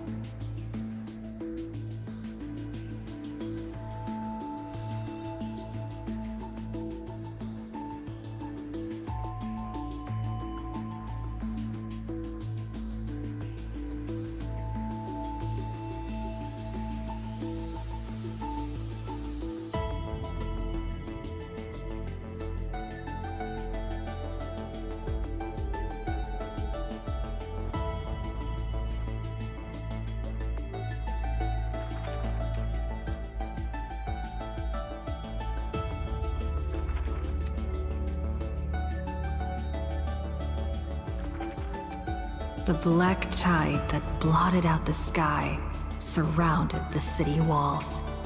The soldiers manning the walls battered from battle. Melodious chords of music were suddenly heard. A single swordmaster had overcome the waves of enemies. The song flowed from betwixt the blades, breaking through formations as a dorsal fin cleaving the waves. When the last wicked beast finally fell, shattered into pieces amidst the sword's dance, the Frostblade bore no trace of blood.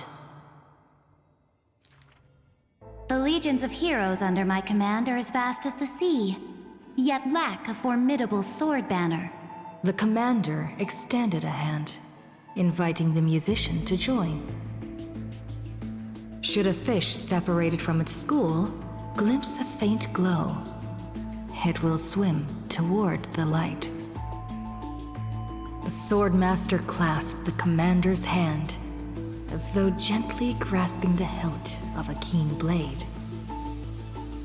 When the spray of her waves extinguished the fires of war from the holy city, a golden name was engraved upon the stone pillars.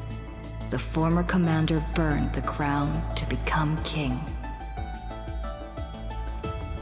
High Sealands, brave in battle, triumphant in command, I grant you the title Dux Gladiorum. Let us all forge ahead together.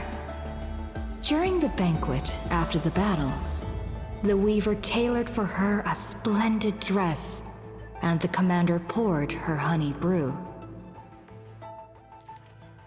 Her golden-blooded comrades gathered about her, chanting her new name, urging her to play that splendid music. The candlelight danced and mingled with flowing drink, swords and song ringing out in unison. Yet none knew that was once a lonely melody from the deep sea. The music of revelry continued for a long time, until the whispers of conspiracies were buried in the songs, until the roars of lethal struggle shattered the music.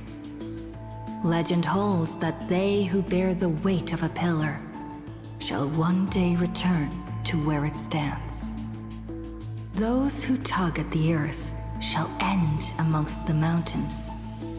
Those who sow dawn and dusk shall remain eternal in the sky.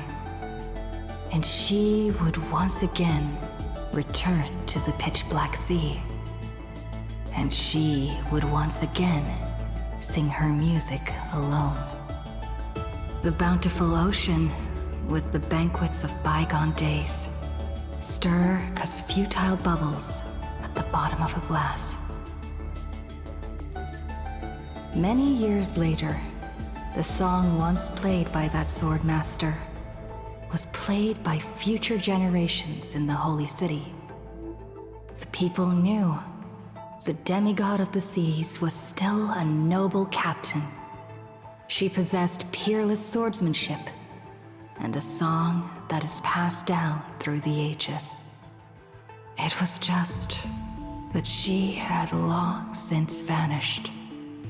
Guests at the banquet sometimes spoke of her, But it was only a prayer between their cups. High Sealands, melody of the waves, bless our night that we may drink deep and dance till dawn.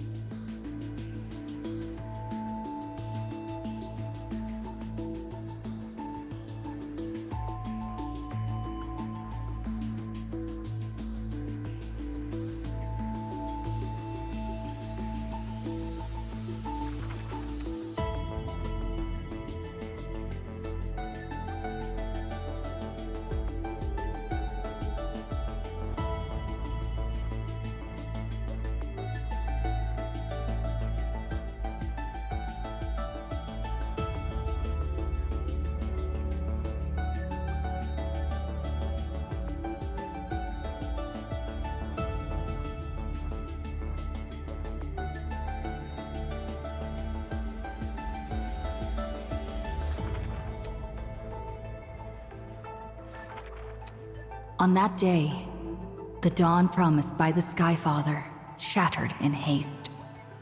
As the black tide surged, breaking through the walls with relentless grace. In a quaint yet exquisite courtyard, two bitter foes meet at journey's end. Their fates entwined in fate's regard. With no escape, no road behind, they trade a weary smile in kind. Together they gaze at the heavens of fire. If I can ever see the faint light again and stay alive. Then, Outlander Nemesis, you I will forgive. Not long ago, as the romantic demigod closed her eyes, the girl bottled her tears in sorrow, and once more opened the dim-lit garden wide. Two figures step into the courtyard's gate. A general of Kremnos, her body torn, by vengeance bound, by fury swayed. A noble of the Holy City, once wrapped in gold, now haunted by a fate betrayed. A simple injury, or so the girl believed. Yet the two women met with scorn, their words like blades. Because their children fled in love's embrace, while bloodied pasts left scars in place. A feud unbroken by countless years. A chasm carved by blood and spears. This was a sickness beyond the girl's touch. Just do your duty as a healer, girl. Family feuds are like sunlight and storm clouds. They cannot mend. At last, the girls saw it clear. The courtyard's birth in days of yore was born to mend the rift of dusk and dawn. Then I will make every effort to have you cast aside your difference in this faint light. Before long, the general's wounds were healed, and the noble's worries gently repealed. Yet when their gazes met once more, the loathing within remained unswayed. The girl then spoke the tale of her Stykin, of a grandmother's sacrifice, a father's flight from within, of ancestors who descended, leaving their feud behind. Their hands in hers, she held them tight, yet flames of hatred burned too bright. She did not waver or despair. She just smiled and gazed upon the sky. I will use my own fate to prove to you. The courtyard, once bright, lay steeped in night. Hanging blossoms and wind chimes, all swallowed by the black tide. The general raised her spear, for the noble's sake, while the noble whispered prayers for the general, gentle as a lake. If I can ever see the faint light again and stay alive. Then, Outlander Nemesis, you I will forgive. The death they awaited never came. Instead, a cascade of colors fell from the heavens, simply there, protecting them both. The sky still burned, dark and low, yet her words lingered, a gentle ember refusing to fade. I will use my own fate to prove to you. Day and night can be mended, and so can hatred be undone.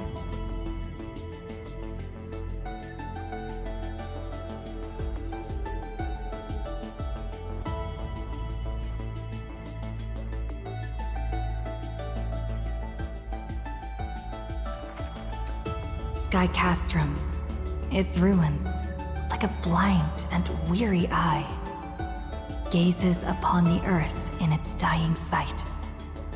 Alone, the girl remained upon the battlefield. No time to shy from the searing gold, no will to wear her usual smile. She fought her way to destiny's edge. Of the crumbled mural, but one piece endured. A corner portraying the day thunder night, dazzling in blaze. She placed her hand upon the mural. Pain seared through skin and bone, as the picture claimed her within its lines. Nothing is mightier than the sky. It holds countless wonders within its clouds, and each opening and closing of the eyes brings dawn and dusk. In that painted world, the girl Celiosi's eyes glowed, watching her father, steel-clad and unyielding, cross the land beneath the searing sun. But the girl known as Hyacinth recalled her father's fragile light in the dark, the journeys into lands unknown, marked by endless sunlit days and restless winds. The sky is the gentlest of all. It watches over all things with compassion, showering them with soft rain and morning light. And yet, the sky remains so cold. It witnesses believers tear each other apart. And still, it cowardly flees from all responsibility. Within the frame of that image, the one called Celiosi bore fury in her gaze, her golden blood trailing as she turned from home, sharpening arrowheads beneath the wide and barren sky. Hyacinth remembered her grandmother's song. She recalled her prayer to Aquila before her grandmother's journey, and how bitterness followed her to an unknown land. But the sky is so lonely too. Forever distant from the world beneath. It watches every sorrow, unable to intervene. No. The sky must be merciless. It must scorch the wicked, temper the fragile, and pass divine judgment upon all human wickedness. Within the mural, the girl named Seliosi became the divine eye, gazing down without mercy, a titan passing judgment upon her own kind. But in memories deep, Hyacinth heard their call. The golden threads that shielded all, the burning sun, vast and unyielding, carrying the weight of all the world had known. No, the sky must not forsake kindness. Through its boundless embrace, it carries the core flame of hope for humanity. The sky, it's so dark, so cold. In the depths of memory, the girl named Seliosi pulls her knees to her chest and trembles. Then please, come sit in my courtyard. A gentle ray of light seeped through. The celestial mural now fused anew. Once more, the land knows favor and boons. The girl who has now become the sky takes the hand of the girl who once was. I want to tell you the secret of the sky's greatness. Whenever the anguished earth looks to it, it always offers a smile in return.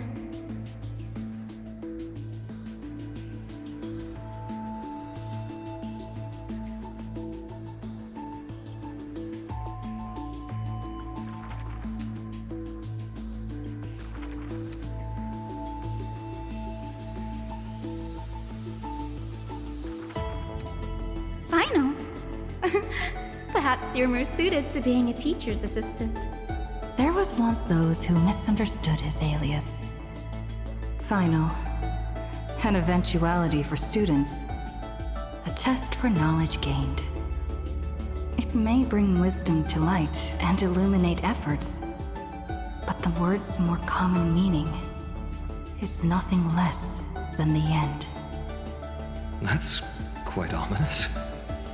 The man pretended to be surprised and responded with a smile.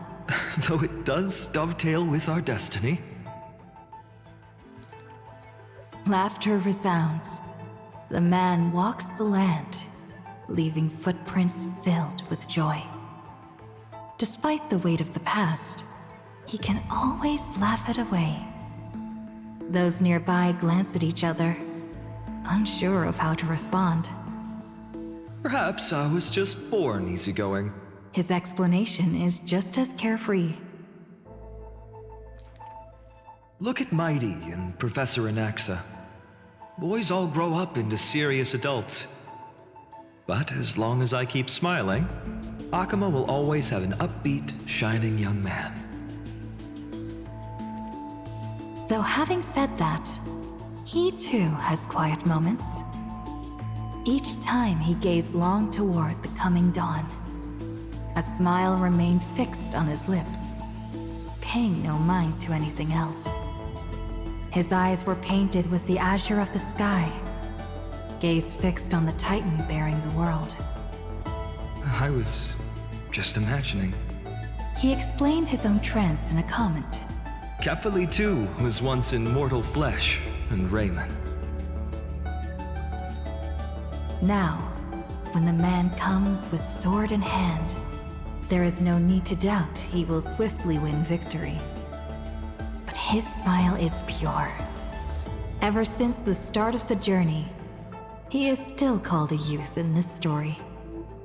Youth is always ambitious, with lofty goals. But it seems that in the man's heart, only the wishes of others are held. Apart from the ideal of deliverance, what do you have left? The golden-haired friend once asked him so. He remained silent. Then, as he was wont to do, he simply smiled. As long as I don't ask for too much, everything will unfold as desired. In Amphorius, untitled statues are a prevalent sight. As for the inspiration behind these statues, they are said to be the clay figures that Kephale made at the world's creation. They made clay figures in their likeness, bestowed upon them the breath of life, and allowed the golden divinity of their blood to course through. Thus, the very first mortals roamed the earth, receiving the gods' mercy, while realizing the sorrows of this world. But that sorrow was, in the end, only the sorrow of the world. Nobody ever cared what lay behind the smile, what the clay figure thought.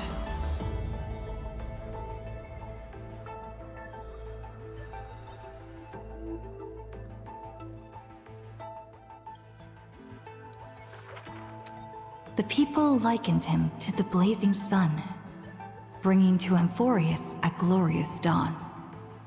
And for his part, he embraced their expectations, being willing to become the perfect vessel. Like that god who shouldered the world, the man never cried or frowned. Yet, he is not proud of his resolve, for sometimes he even avoids the funerals of the departed, only out of fear that he cannot cry for those in pain. He once sought out emotions of sorrow and walked with the lowliest of people. Henceforth, your misfortune shall be my misfortune. Responsibly and diligently, he protected all for the people, living in dilapidated cottages, sitting on aged stools, subsisting on nuts and fruit, beset by hunger and cold. The people thanked him for his grace, like a hearth warming winter nights. The man's presence dispelled the cold, leaving warmth with promises of morrow. Whence does his warmth come from? None ask. The man gradually perceives his true nature, but he dares not speak. Unable to bear the turmoil in his heart, the man set off on a journey once more. Then I shall go save what I can. He was a formidable warrior, invincible in battle. And when it was necessary to sacrifice for fellows, he could do so with ease, giving up everything without a show. Just as the ballad blown on the breeze says, losses are a constant on the flame chase journey. Indeed, sacrifices were not hard for him. Yet his misgivings grew with every tomorrow. Like a tear that cannot be shed, such a resolute willingness to let go comes only from the fact that in decisions, he is utterly unafraid to hurt himself. It is because you suffer that you are so much stronger than any ordinary person. There were also those who could understand him. Among them, the Crown Prince. But he smiled wryly in response. Perhaps everything was just human nature. Yet his misgivings never dissipated. This unknown man, in an unknown corner, from time to time, is swallowed by terror.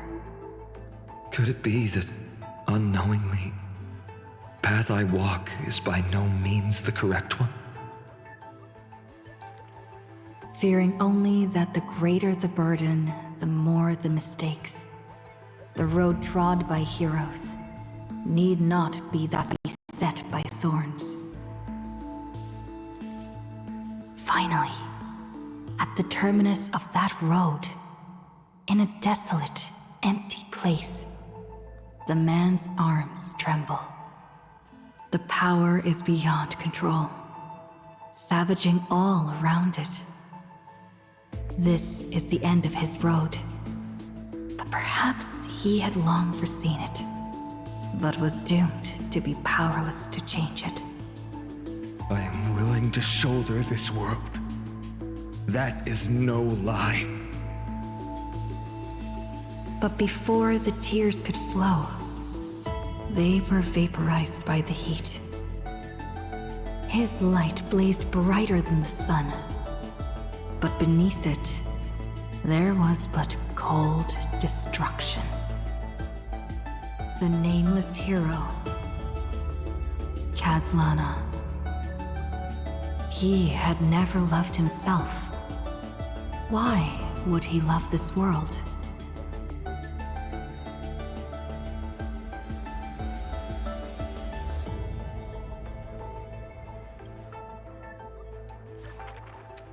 A gust of wind will one day sweep past, wiping away all the man's tracks. Nearly every footprint was stamped full of the fury that filled him. That humble youth faded away with the flames into yesterday. The first ray of light to pierce the long night was brought by the burning man. But the body that bore the weight of the world was forged by the fires of wrath. Rage is a crafty emotion. It changes its face, concealing itself within the man's life. His friend fought blood-soaked battles, so their people would need fight no longer. But every victory in battle he gained left him neither satisfied nor proud, only with the indifference of emptiness. You must be careful.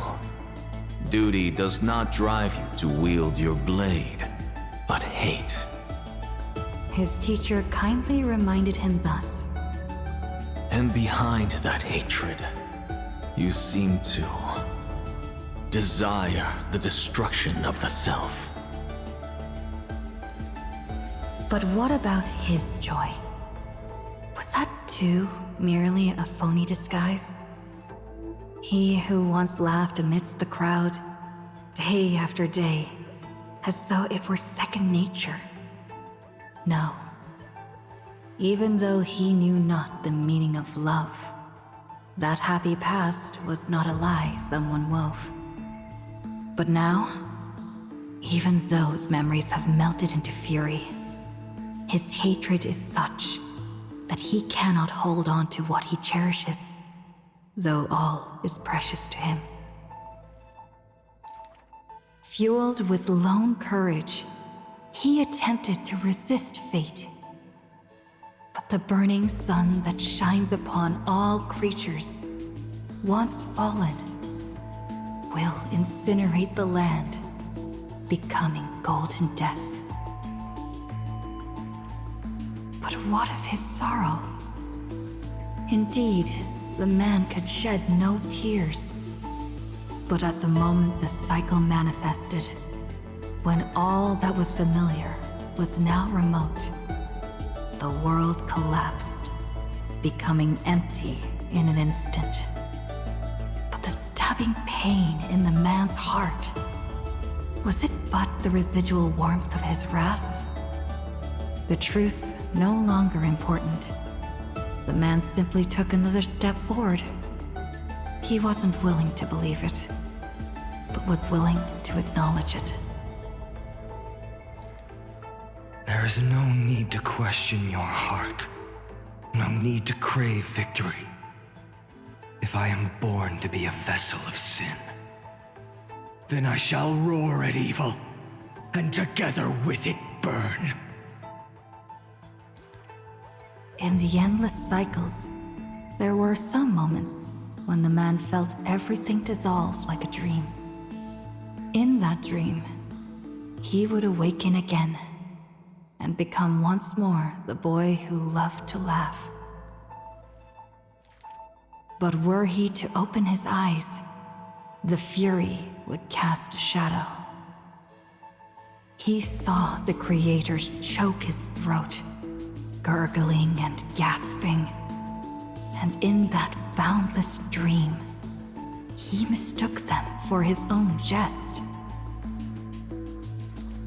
But their true forms were violent hatred towards the creators, towards himself, a roaring inferno. The prophecy departed. Amphorius was unable to usher in the dawn. What rises in the distance is not the morning sun, but a ball of all-devouring fire, setting the universe in conflagration, searing till the end of time.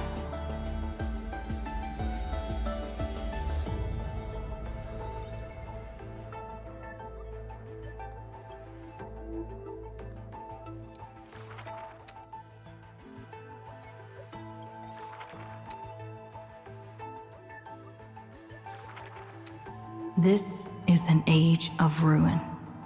The Chrysos War ignites once more, while Zagreus' taunts ripple through the city streets. This is also an age of splendor. 300 thieves spring forth from Dolos, each scheming to conceal the truth from prying eyes, robbing the rich to give succor to the poor. Every one of them deceives gods and men alike, righteous and valiant. The fling chase journey has been cut short midway. Yet the girl pounds her chest at the Gold Weaver, not afraid. The core flame of trickery is near. If now isn't the time to risk it all, then when? The prophecy reveals the Titan's trail. Golden threads bind the fleeing god of thieves.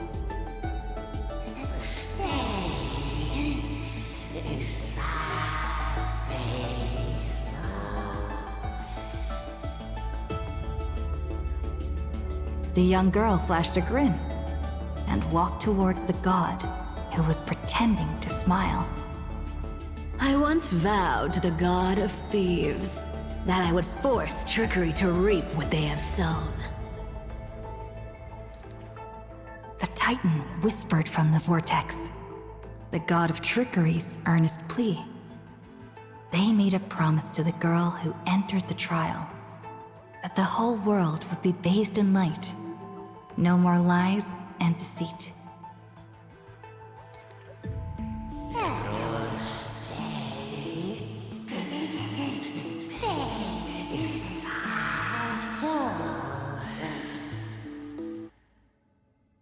The young girl recalled the hearth fire of her childhood.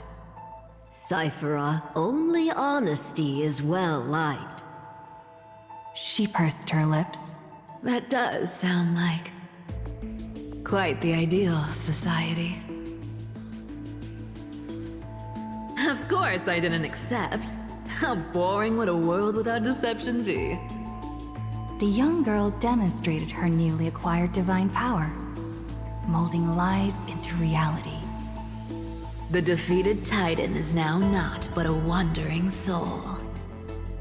But somewhere far away, a purple spirit thief opened bleary eyes. They had forgotten their previous life as a Titan, and remembered only the girl's crafty message. Go! Collect treasure, you greedy little grape. Once you regain the memories of trickery from chests, then I will claim the reward for saving your life. In the days spent away from Akuma, the girl grew accustomed to traveling alone. In a certain city, she heard of a spirit thief. Rumors aplenty. I, Bartolos, Master Thief, shall take all you've labored to gain. So saying, the spirit thief steals the girl's coin pouch and fled without a trace.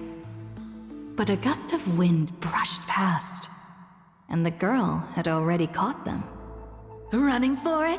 Your life was saved by my trickery, you know. The old god and the new finally reunite. The two rivals who, from that moment on, became thieves and companions both. It's just that the spirit thief's companion was always scaring them. Hey, the fish in the River of Souls are starving, you know.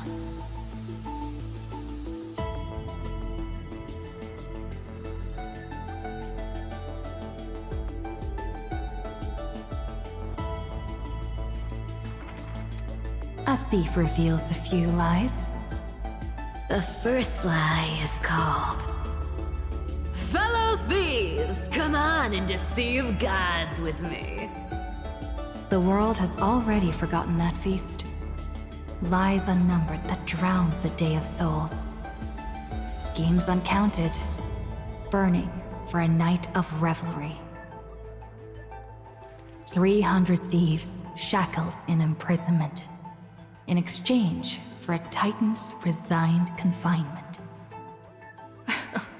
To have managed to trick the Grand Master of all tricks. I can die happy now. This was Dolos's great achievement. The deception of the gods, where even Zagreus was fooled. The second lie is called... The god of trickery is now not but a wandering soul. Why did she spare the Titan's life? The young girl knew not, even after asking herself. Was it greed for the treasure they promised? Or had she vaguely perceived their lonely fate? It's because you're every bit as despicable as I am. It's such a relief not having to deal with the noble. The girl dismissed and made light of herself, only forgetting trickery was once a god that supported the world. The third lie is called... Oh, eternal day! Endlessly illuminate the holy city. At Dawncloud, the chaplain's secrets foretold the coming of that endless night. What if my lies are more... sophisticated? Can the dawn last forever? No end in sight? Bearing the fate of the Thief Star, the girl was long used to walking in shadow. But as she gazed towards the holy city's dawn, her duty became fixed in her heart, stalwart in might. The fourth lie is called... There's no reason! I just don't want to see you again! The girl tried to mask her nonchalance, but could never fool the Golden Thread's questions. But it is the false-hearted malice that most powerfully forces belief. A true flame chase hero willingly faded from attention, while the wayfaring traveler grasped tight onto fleeting light. She used divine power to forge a mask and conceal the last of her true heart.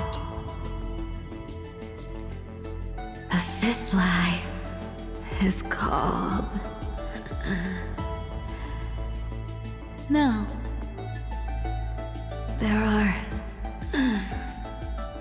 no more... lies...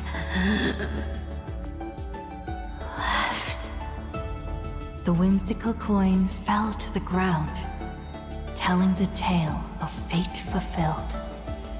Travels unwitnessed, roses unknown. To whom may these now be told?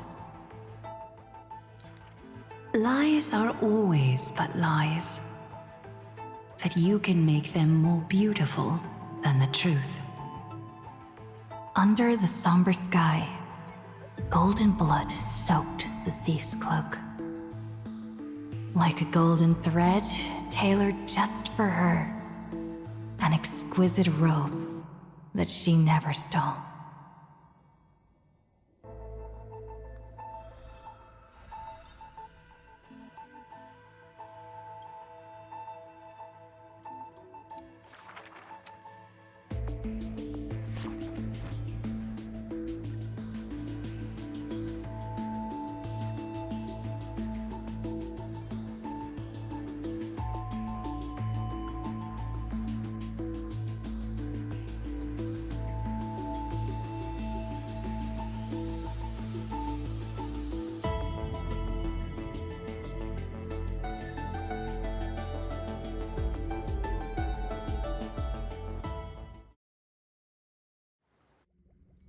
Wake up!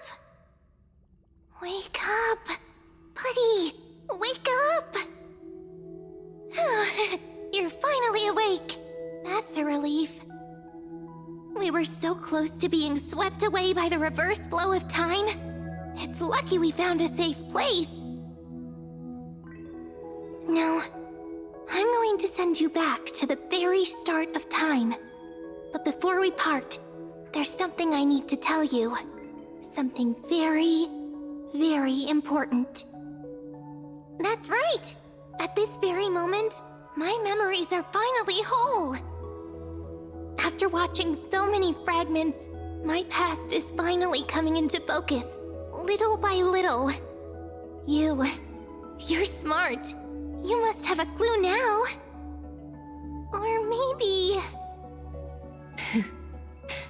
You knew the answer long ago, didn't you? Not surprised at all, huh? That's because I'm simple at heart. No matter what form I take, I've always been true to myself. But I'm glad that I remembered in the end. This way, I'll have no regrets.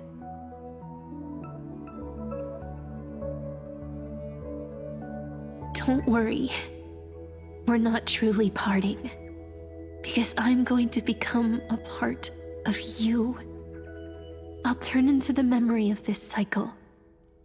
The 33,550,336th Flame Chase journey. And forever reside in the heart of the Time Demigod. This way, you'll carry all that has come before, crossing time itself to reach the next cycle. My mission ends here, but looking back, I still feel lucky. After all, across 30 million Sirenes, I was the first, and the only one who got to finally meet you. So, believe me, in the next cycle, there will be another Cyrene waiting for you. And in the one after that, and the one after that. I will always be waiting.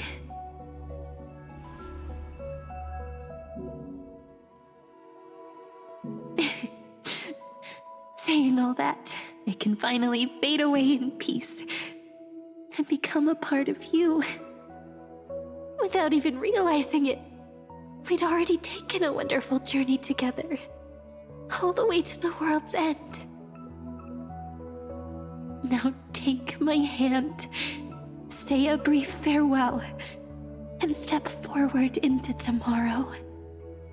Go, find the future Cyrene, and set out on another journey with her. Promise me you won't keep me waiting too long, okay? No need to say it out loud. This is enough for me. It's time to go, my dear friend. May your trailblazing journey always be accompanied by a cool breeze and rippling waves.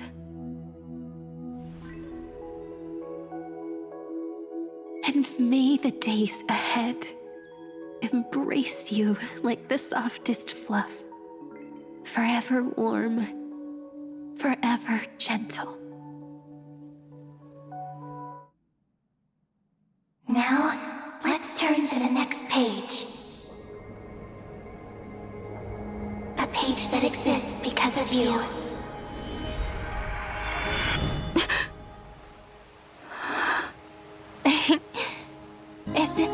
ordained by fate? Or a long overdue reunion?